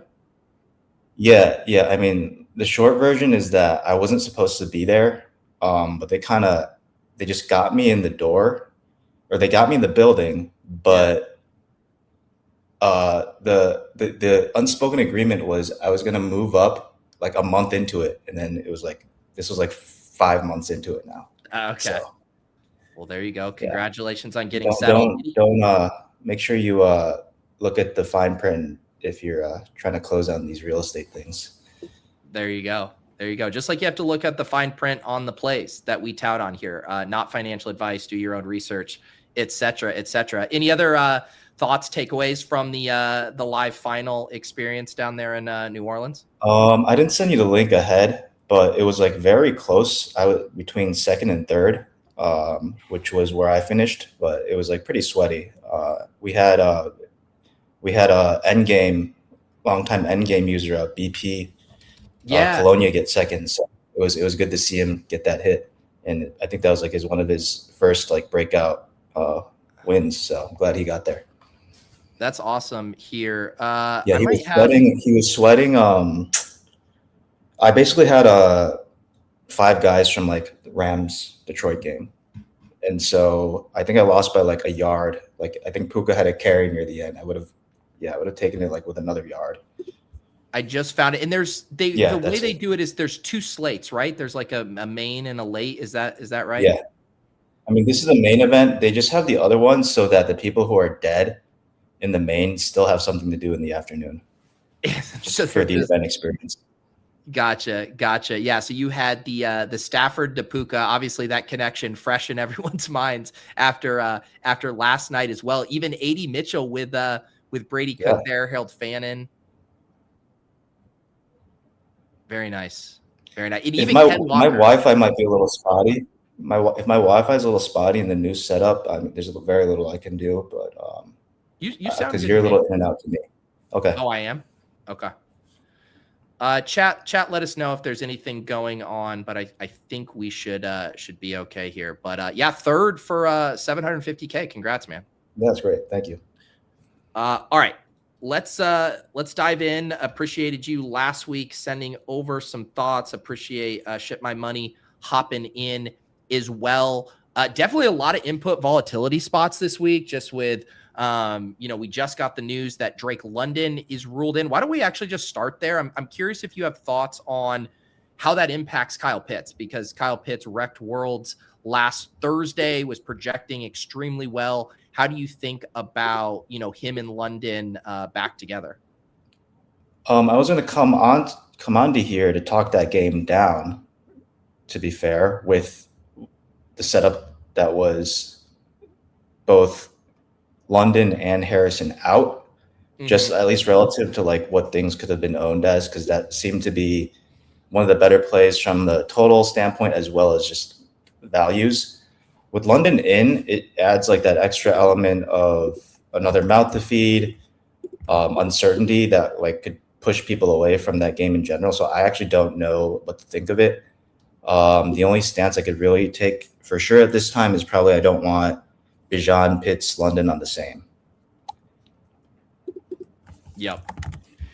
Yeah. I guess one side of it, as it relates to Arizona, and maybe we can get there later, is that they're really reliant on that volume, obviously. But the last 2 weeks, the efficiency hasn't been there at all, especially in non-garbage time. Yep. So but yeah, go ahead. And I assume like Marvin Harrison back, you just can't play Michael Wilson at 6,900. No, is he certainly back? Not certainly. He's gotten in a couple limited practices, so we'll see what happens today. But it feels like he's trending to be back. Yeah.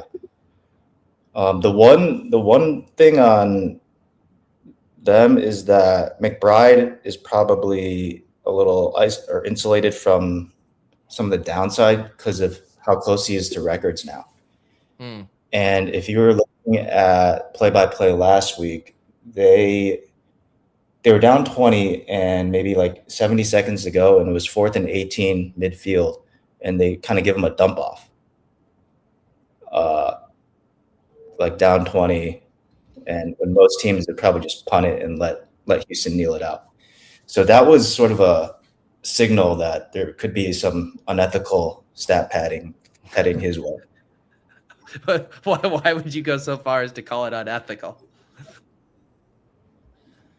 Well, because it has nothing to do with outcomes, really. And yeah, I mean, to be fair, they've been doing that, maybe not by choice, but for at least the last month, just with how quickly they're getting into garbage time, like going back to ever since the San Francisco game. But it was more egregious than I'd say than Michael Wilson scoring 20 in the fourth when every other team that would just be the last play of the game and you're not even going to throw it. Like you don't even want it's not even worth your QB maybe getting sacked. Yes. That's funny. Another big input volatility spot. The chat was ablaze with it at the start of the show, wanting to talk about Quinn Ewers. He's of course 4K. Curious on what you think he does, I guess both as an isolated play and what it means for Achane, Waller, and Waddle here. Well, I'm a little behind this week since I've not looked at anything since the weekend. I don't know his scouting with Ewers, but since we know Tua can't move, and so a lot of the time the check down is an extension of the run. If he has equity for like even 10 yards or something, or like 4 carries, that can only hurt the pass game. I'm with like the added systemic risk. So we seem to think here that Achane is not really unaffected, but Waddle is. But I don't really know enough right now. Yeah, it looks like in the prop market, Ewers rushing line set at 6.5 and 185.5 pass yards there. Okay. For Ewers. Yeah, well, in that case, I mean, the total for them is still pretty good, so that's just touchdown equity stuff. I'd be a little nervous just for any of these guys like Achane late in the season, because why sort of keep pushing them? And they already sat him that one half when he had a bit of a health scare. Yeah. So a lot of these like losing teams, there's a little bit further downside risk with guys that are considered vets. and maybe an argument to, if you like the spot, that you kind of take all of them, because it's sort of like either we rest nobody and play as usual, or we start to dial back, like with Waller and Achane together. Waller, you could is still like priced fair enough. Like, you probably can't get there on Waddle, but I could see like a double with Waller. Yeah, and I would say because of this Ewer stuff, I mean, Achane will get a little bit of ownership, but he's going to get squeezed relative to Gibbs and Bijan on the high end. And then, no one's playing Waddle, Waller, maybe a sprinkling. But yeah, if you want to get to this spot, I don't think the field's going to get there. Yeah, agree.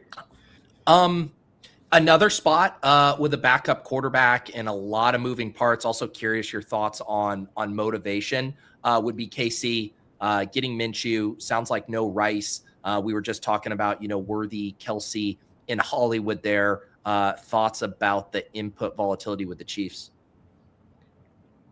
It's hard. I only had a narrative take with that, and it's that they're in Tennessee. Kelce's like dating someone who had her career started there. Maybe you get a little like, maybe that's like friend of mine. Like, she has a country music hall of fame. She like spent a bunch of money to have her own wing there.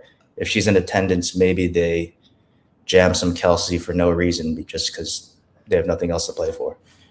Wow. Look at this. What a turntables. We had JM doing the Sims in his head, and you're giving us Taylor Swift narratives here. This show has massive rage. My God, that was incredible there. So what? Well, like, what are they going to? I mean, he's priced well. He's priced well, so it's not as if like, if they just try to force the narrative, it actually becomes really good, because not that many are going to go there.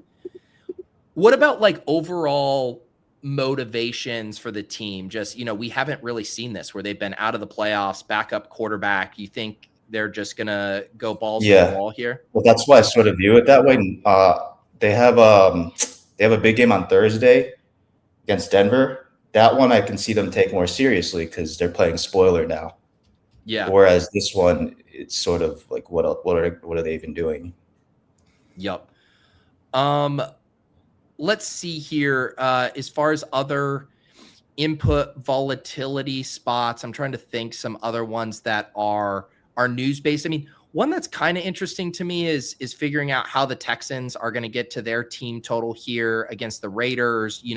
Thoughts on the run game with and without Woody Marks. Any thoughts here on the Texans? That they're not very explosive, but they've been playing possession football really well ever since they started like 3-5 and like relied on the defense more. And with the element of Collins too, it kind of makes everything easier for them. But the game plan is still kind of just get to third and manageable and let Stroud make a good decision. So he's been good with that. It's kind of hard to like make a ceiling argument for them, I think. And especially with how the defense is playing. So I think they're all good for floor. Yeah.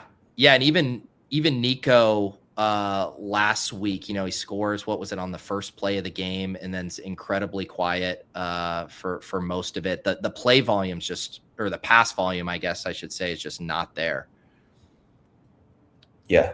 And I guess if they ever wanted to run up a score, last week is the most you'll get out of them, because he did get a late touchdown, Nico. But it's hard to get into a shootout with their defense. Yep. One spot, and I brought this one up with JM for kind of input volatility and, trying to find the plays on the Steelers side. We kind of know what we're getting from the Lions and where the production's coming. Do you have thoughts on the Jaylen Warren, Kenny Gainwell split? Because I feel like if you knew the answer for that one heading into this game, that would be a nice piece of information to know. Yeah, well, from last week, it just seemed that Gainwell had been playing well, and maybe Warren wasn't even fully healthy yet. I would still think by default it's Warren. But, it's not like these two backs historically have had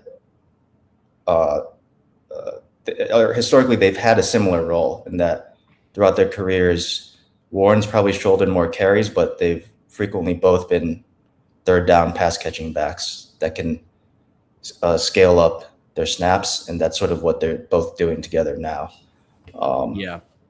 So I don't think you can really get to either of them, and it's probably not how you would attack Detroit normally anyway, since they're really great at, well, they're playing a lot of man coverage, probably the most in the league, as well as defending sort of those short, like flat routes for the running backs. So they're taking that stuff away anyway. So it's kind of only Metcalf with the ability to beat his guy. At 25% and being probably the de facto bring back for everybody, does that strike you as neutral or good or bad chalk? Yeah, like neutral. Maybe it's good if you take the Rodgers side, since he can carry Rodgers. But I don't think it's good or bad there. Okay. We're going to get to a few other spots you like in a second. I just wanted to check in on some other input volatility spots. I think talking about the pass catchers in Denver and Jacksonville are interesting just because they're both kind of spread out. I guess we saw Sutton, he's coming off a back-to-back game with 10 targets, but Pat Bryant is now working back in. Any thoughts on pass catchers on either of these teams and leans? I would feel the best about Sutton, obviously. I'm kind of curious about Mims as well, but I don't know. Just because whenever the price dips, but he hasn't really shown any games where they're allowing him to run even like 60%. Maybe Evan Ingram getting a little bit overlooked.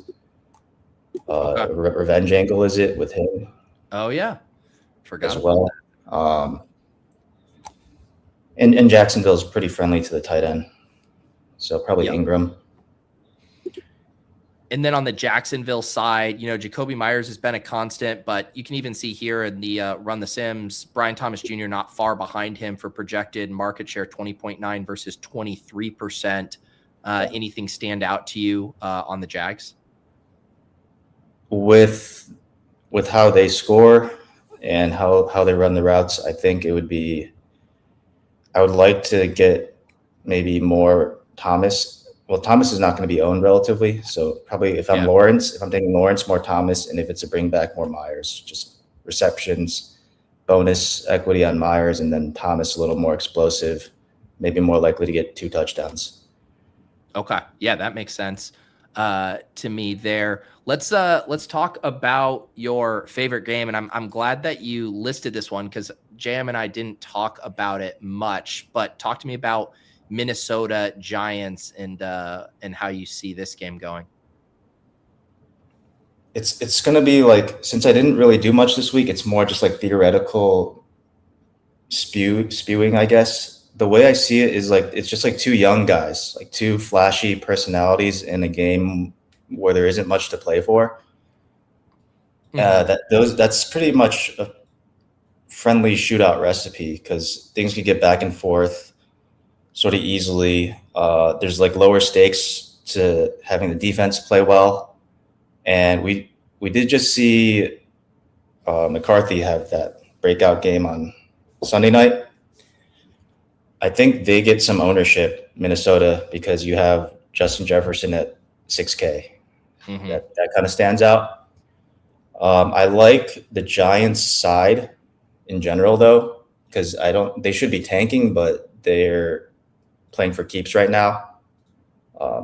At least that, from what I see, it's like they're really trying to win these games. And it's pretty sneaky because Minnesota is probably going to be down a lot of their front 7 defensively. Javon Hargrave, a few other guys. But again, like just how I see it is that like I think both these guys see the guy at quarterback across from them, big personalities. The way I can compare it is like when it's in the NBA and no one tries every day near the end of the season, when it's like LaMelo Ball and like Tyrese Maxey, like more flashy, fast-paced guys. Mm-hmm. Those personalities like to one up each other, and I think these are those type of guys. Well, I mean, I feel like with the Vikings, it's kind of straightforward in that you'd go Addison or Jefferson with McCarthy. But what about with Dart? How would you attack that? It's really all three. It's because Tracy can catch some balls, and then Wandale has that consistent role, and Slayton's running enough that you can take him too. I don't know about how much Hodgins is playing, but all of them I think are in play to me, and really nobody's taking any of them. Yeah, I think this game will go extremely overlooked. I mean, there's no, I guess Jefferson at 6K, it looks like right here projecting for a little bit of ownership. I guess Aaron Jones is maybe a bit of a value that people could get to, but that even makes the passing game more interesting if Aaron Jones is over 15%, I think. Yeah, I mean, if you think he has the same role, the points I'm making kind of aren't really in line with a veteran getting there. Got right. Like, it's sort of just like let the kids have fun. Let the kids have fun. Game of the week. So I guess that, Wandale Robinson, Slayton are the two there. And I guess Theo's always in the conversation to on as well. I forgot about him. Yeah. So yeah, all the Giants basically. Okay. All right. I like it there. And would that be a game, like if you were playing the Giants side, would you play like an Addison bring back, a Jefferson bring back to get that game really popping? For sure. I mean, Addison's harder as the bring back because he's very all or nothing. Mm-hmm. But I can't even really argue against McCarthy and stacking these guys too. I think that's also pretty good. Yep. We were going to talk a little bit about some chalk. We already talked a little bit about Atlanta, Arizona, and you kind of shared some of your thoughts on it there. Was there any elements of that game that you didn't get to hit on yet? No, it was just I was ready to poo-poo it if all the guys were out. I guess I'm still a little bit wary of the chalk. I don't know if it's still coming, but I was thinking since they had that big primetime game against Tampa and Kirk Cousins had like that big showing, I think as far as motivation, they're much more likely to really want to get that game at Tampa in primetime versus Sunday, non-divisional rival, not playing spoiler in Arizona. So, and again, they've been getting there on volume, a lot of garbage time volume. This is kind of more likely to be a closer game, and Atlanta is also very capable of running the ball on Arizona, which would also slow things down, right? Because Houston, even they had a backup running back rush for like 100 in half of the game against Arizona. But if they're going for records and stuff like with McBride, that makes him okay. But I'm not sure about the other guys for Arizona. Yeah, my gut is with the London and Marvin, assuming both of those guys are in, that the parts that still feel comfy are Brissett is cheap. You stack him up with McBride. Like you said, he's kind of insulated from that stuff. And then you bring it back with Bijan.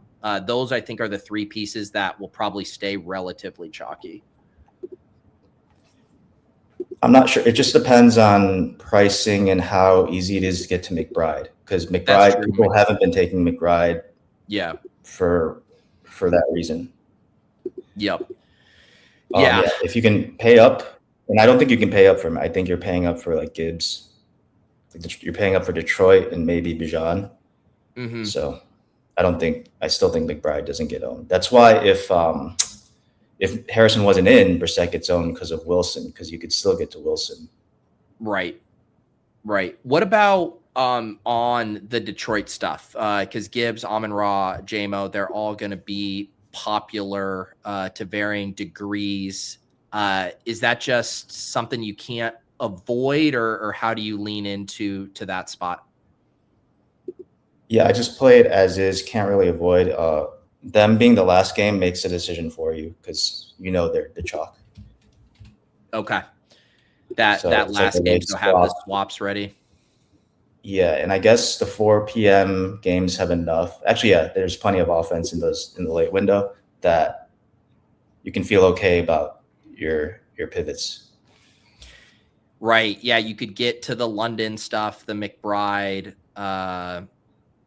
Those would probably be the high end options there. Nico would be in play as a pivot, I guess.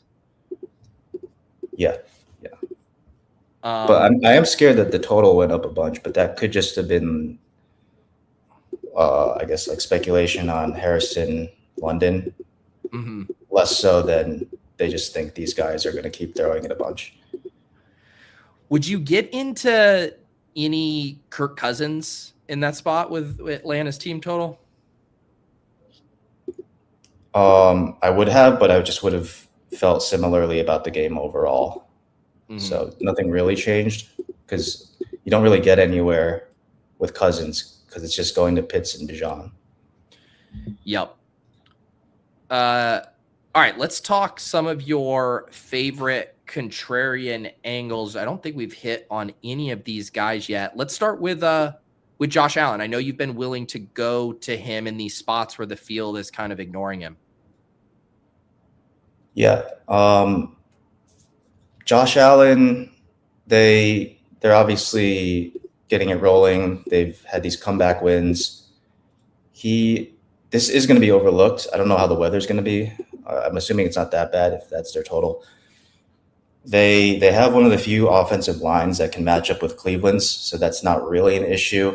And then beyond that, Cleveland sort of mans up, hopes the line gets there, and they don't cover first reads really well. And so Buffalo has Kincaid back.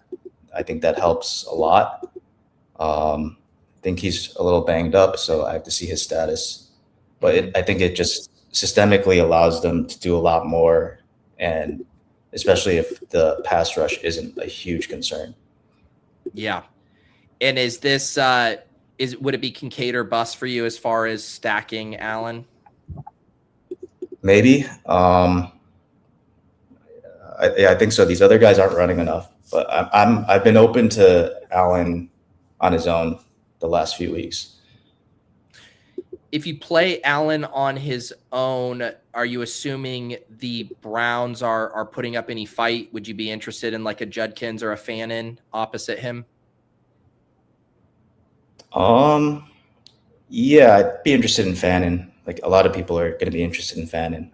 I wouldn't take Judkins because he's just straight carries, which is probably playing some possession, eating some clock.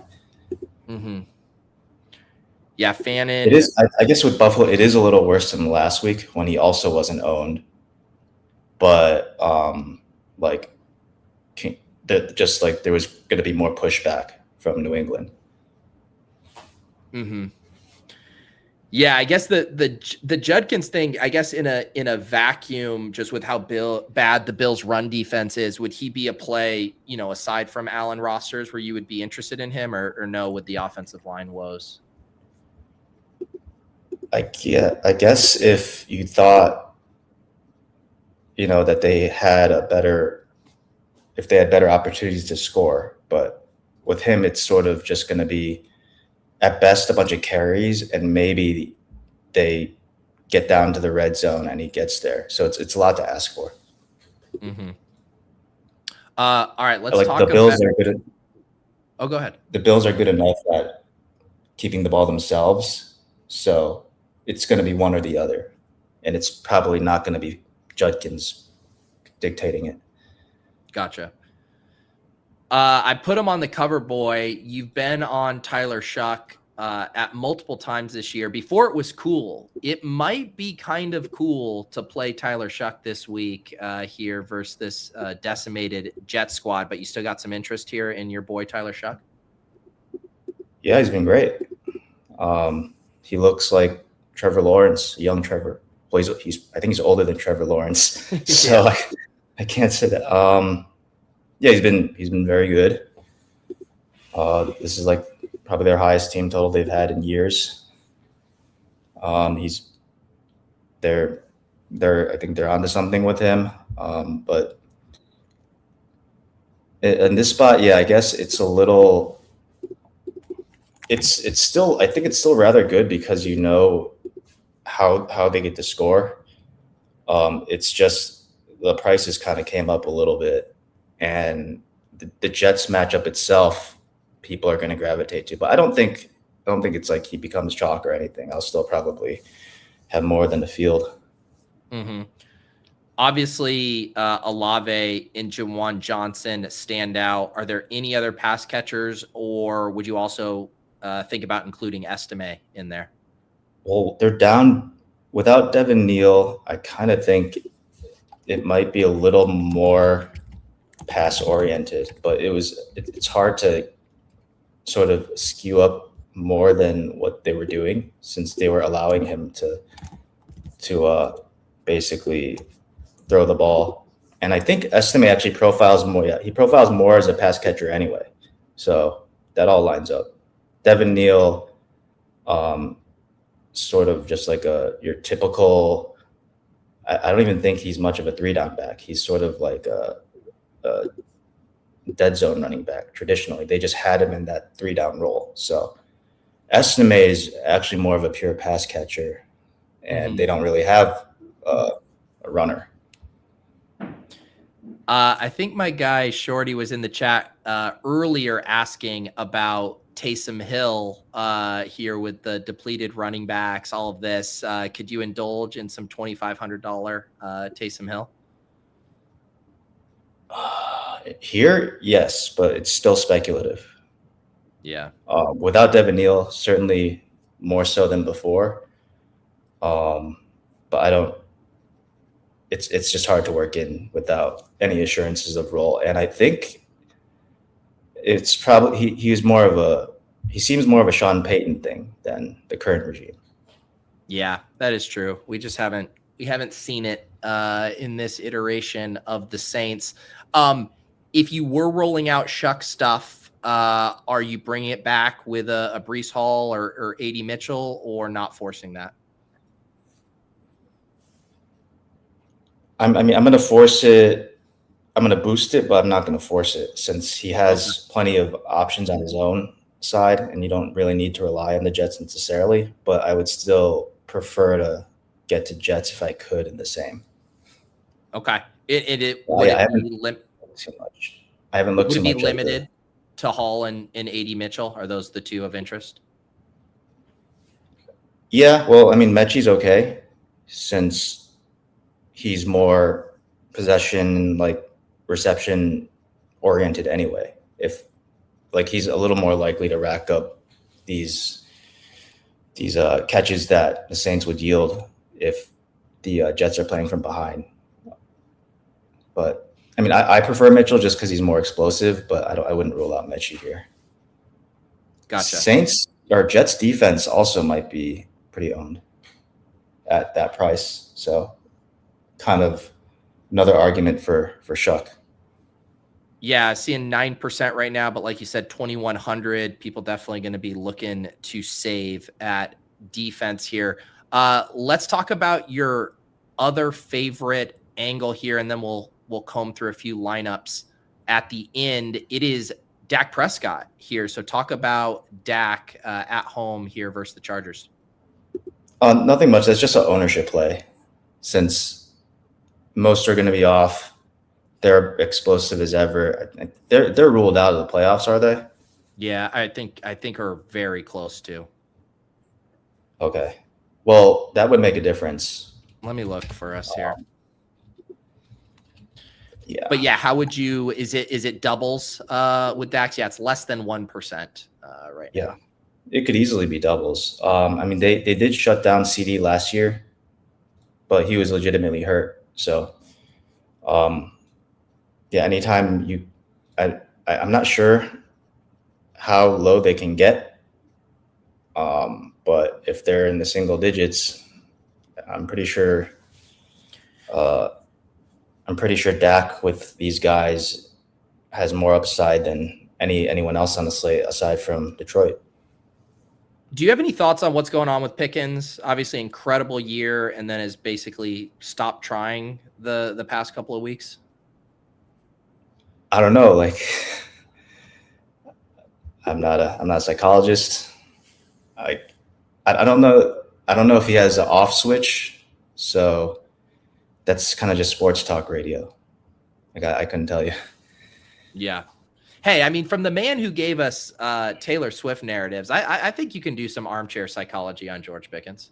Yeah, I guess I didn't read into it as much as I was studying the country music scene. That's right.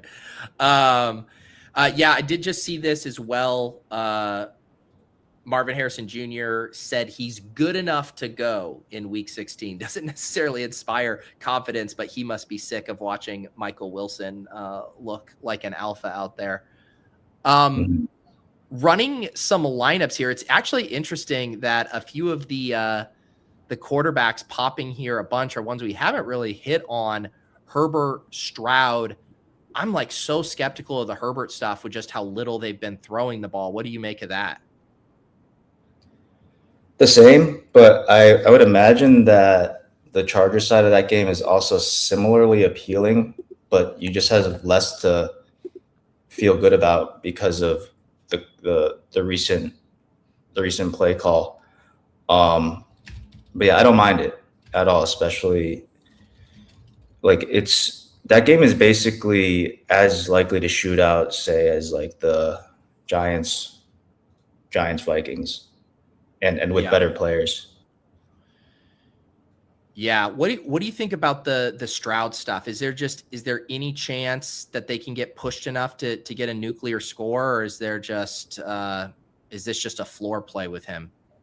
Yeah, it's just floor. I mean, there's a chance, but it didn't even happen with better offenses, let alone Raiders. Yeah. Let's see here. Let's look at a couple of the spots you talked about. The Dak lineups right here, the top one, 62%, so not as high as the others, but you do get a Dak, CD, George Pickens, Jake Ferguson triple stack there. A little bit of Ryan Flournoy sneaking in. If you played the Dak stuff, would you include a Chargers piece, or would you be interested in their running game at all? I wouldn't include running game. I mean, I'd be interested in Chargers piece. Yeah. But I do remember maybe it was 2 years ago, late season Dallas, sometimes even when they didn't have much to play for at home, they've had games where he's at like 303 in the third quarter. Mm-hmm. Like he always has that in him. And so that's why I say that as an ownership play. Like, it looks like he's going to be 3% or something. And these receivers are going to be single digits. So that's all it really is. Yep. Let's see what's popping with the Shuck teams here. We got one over 100%. It is a Shuck to Olave. Although Jets defense, I don't know about that. Shuck to Olave with Jets defense. We might have to IKB that. Well, it's a pricing thing, and you'd be surprised how sometimes it's not that anti-correlated, especially if just a guy's going to throw a lot. If it's more, you wouldn't want to see it with like a running back, but actually with quarterbacks, sometimes it's not that bad. Get that pick six out of the way and then have the negative game spread for the whole game. There you go. All right, and then who was the other one? Oh yeah, let's see what Allen teams look like right now. I should also mention we're obviously running this on Friday afternoon. Lots of inputs to be tweaked, updated. So be sure to hop in and mess around with this yourself. Of the three quarterbacks we've looked at, the Allen lineups are our lowest EV here, but you are seeing some Kincaid pairings. Actually, this top one's a Keon Coleman Dalton Kincaid there. Any thoughts on how these Allen lineups are looking? I would expect him to be the lowest, and that's why no one takes him. The Allen ownership, if you're in high stakes especially, it tends to be lower than what is projected. Even if Allen is borderline chalk on his own, it's just very hard to stack, and people want to stack. Yeah. I'm a little more interested in actually that Minnesota Giants. Oh, yeah. First. Let's look at that. Let's check the dart stuff here. Dart stuff in the Allen range for EV, but you see a dart to Theo. That does seem kind of like the cleanest way to play at the skinny stack with the tight end. Mm-hmm. I mean, I'm valuing it higher than these projections are, and probably higher than the market is. So, yeah, that's part of it. It is interesting. I'm sure these Sims though would like McCarthy a good amount though. Yeah, we'll check that here in 1 sec. I was just gonna notice that even like the Allen ones had a lot of doubles.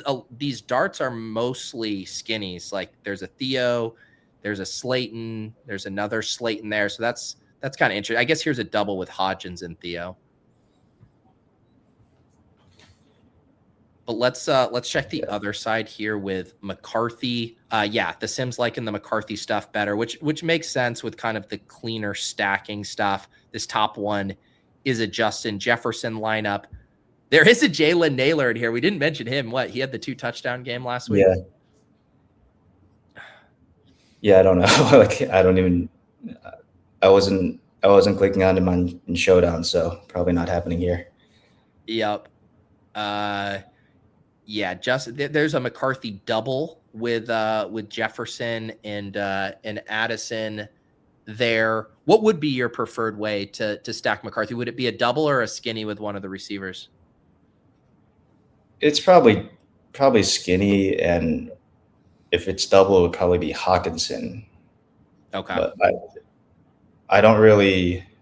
I'm a little price sensitive when it comes to this, maybe more than I should be. And Addison is tough to get to. Yeah, and I mean, it's kind of been, there's some of these wide receiver duos where the ceiling outcomes do seem more negatively correlated. Whereas I guess with, say, like Goff and Amon-Ra, we've seen those guys get there together in the same game, where it does feel like, the Pickens ceiling games have come at the expense of Lamb and vice versa. So do you think about those individual interactions between wide receivers there as far as double stack or skinnies? To an extent, but that could just have been how it played out this year. I wouldn't rule out them being able to get there together. It's just that Lamb has been hurt sometimes in that case. Well, just because I'm seeing him on the screen here, and I don't think we've talked about him at all today. Do you have any thoughts on Javonte? I've seen a pretty good projection on him, but it feels like ages since we've seen a ceiling game from him. I guess that could make him go overlooked. The matchup is as good as you could ask for, so it's probably just that. But I mean, I guess I wouldn't play him too much with Dak or like the receivers. But he has had some pretty good receiving games this year, but I think that's more random than like systemic. Yeah. They're always just, they can either beat anyone on a given day, or they look like they don't have a prayer. But that's sort of been the gripe on Dallas for a few years now. Yeah. Because they beat both of the Super Bowl teams, and then I don't recall, they played like the Lions. Yeah. Was it? Well, yeah. The one other name up here on the screen, just as I'm getting inspiration for some questions. Did you have any thoughts on Michael Carter? You were mentioning that Cardinals stuff. Could it be chalky? I don't think Carter's going to be chalky. He's now the lead back with Bam Knight out. Any thoughts on him? Not really. I don't really know too much. I imagine he's not terribly chalky. I don't think so. but it sort of depends. So if they still have another guy in, it's kind of hard. But I mean, that could be a more reasonable play if you want to go there, because with Brissett, because he is like a pass catching guy. Yeah. Yeah. And we've seen, when Bam Knight had a really nice stretch of games there of catching 3 to 4 balls a game. So yeah, that'll be one to monitor. I always thought he was the best on the roster, even Carter. like all around, because of like Carter, because of versatility. And I think he can run a little bit. Yeah. All right, guys. There you have it. Bully the Sims with Youdacao. You guys got some ideas for lineup builds. Like I said, if you guys want to mess around with the inputs, whether that's ownership, market share of rushing and receiving, you can then rerun the Sims, get different fields, etc. based on those input tweaks. Highly recommend it as you guys are testing things. You can still get the 50% off at Run the Sims with promo code Pete. That'll be 50% off the first payment. So if you want to do monthly, it'll be off the first one. If you want to do yearly, you get off 50% for the entire year subscription. So check that out. Youdacao, any other final thoughts here before we power down? No. Good luck to my best ball brethren. Did you draft any best ball teams? No, just wishing them good luck. Okay, that's so nice of you to showing solidarity for the fantasy community. I appreciate that. See, you're such a good guy. All right, guys. I am going to hop over right now to do the Off and On the Clock show with John and Nez. We are going to do a big slate breakdown, but from an underdog perspective, you guys should be redirected there. If not, just go to my YouTube channel and you will see the video at the top of the page. Thanks again to everyone in the chat. Thanks to Yuda. Thanks to JM. Good luck this weekend. And if I don't see you guys, I'll see you on Monday for the portfolio review, but I'll also have the 2 premium shows this weekend after dark on Saturday. I think I'll be live during that Chicago and Green Bay game. If you want to hang out, we'll do some drafts, talk some DFS, and then Sunday morning, of course, breaking down the slate with the final overnight news, ownership, etc., etc. We'll see you guys next time. I'm Pete. Peace.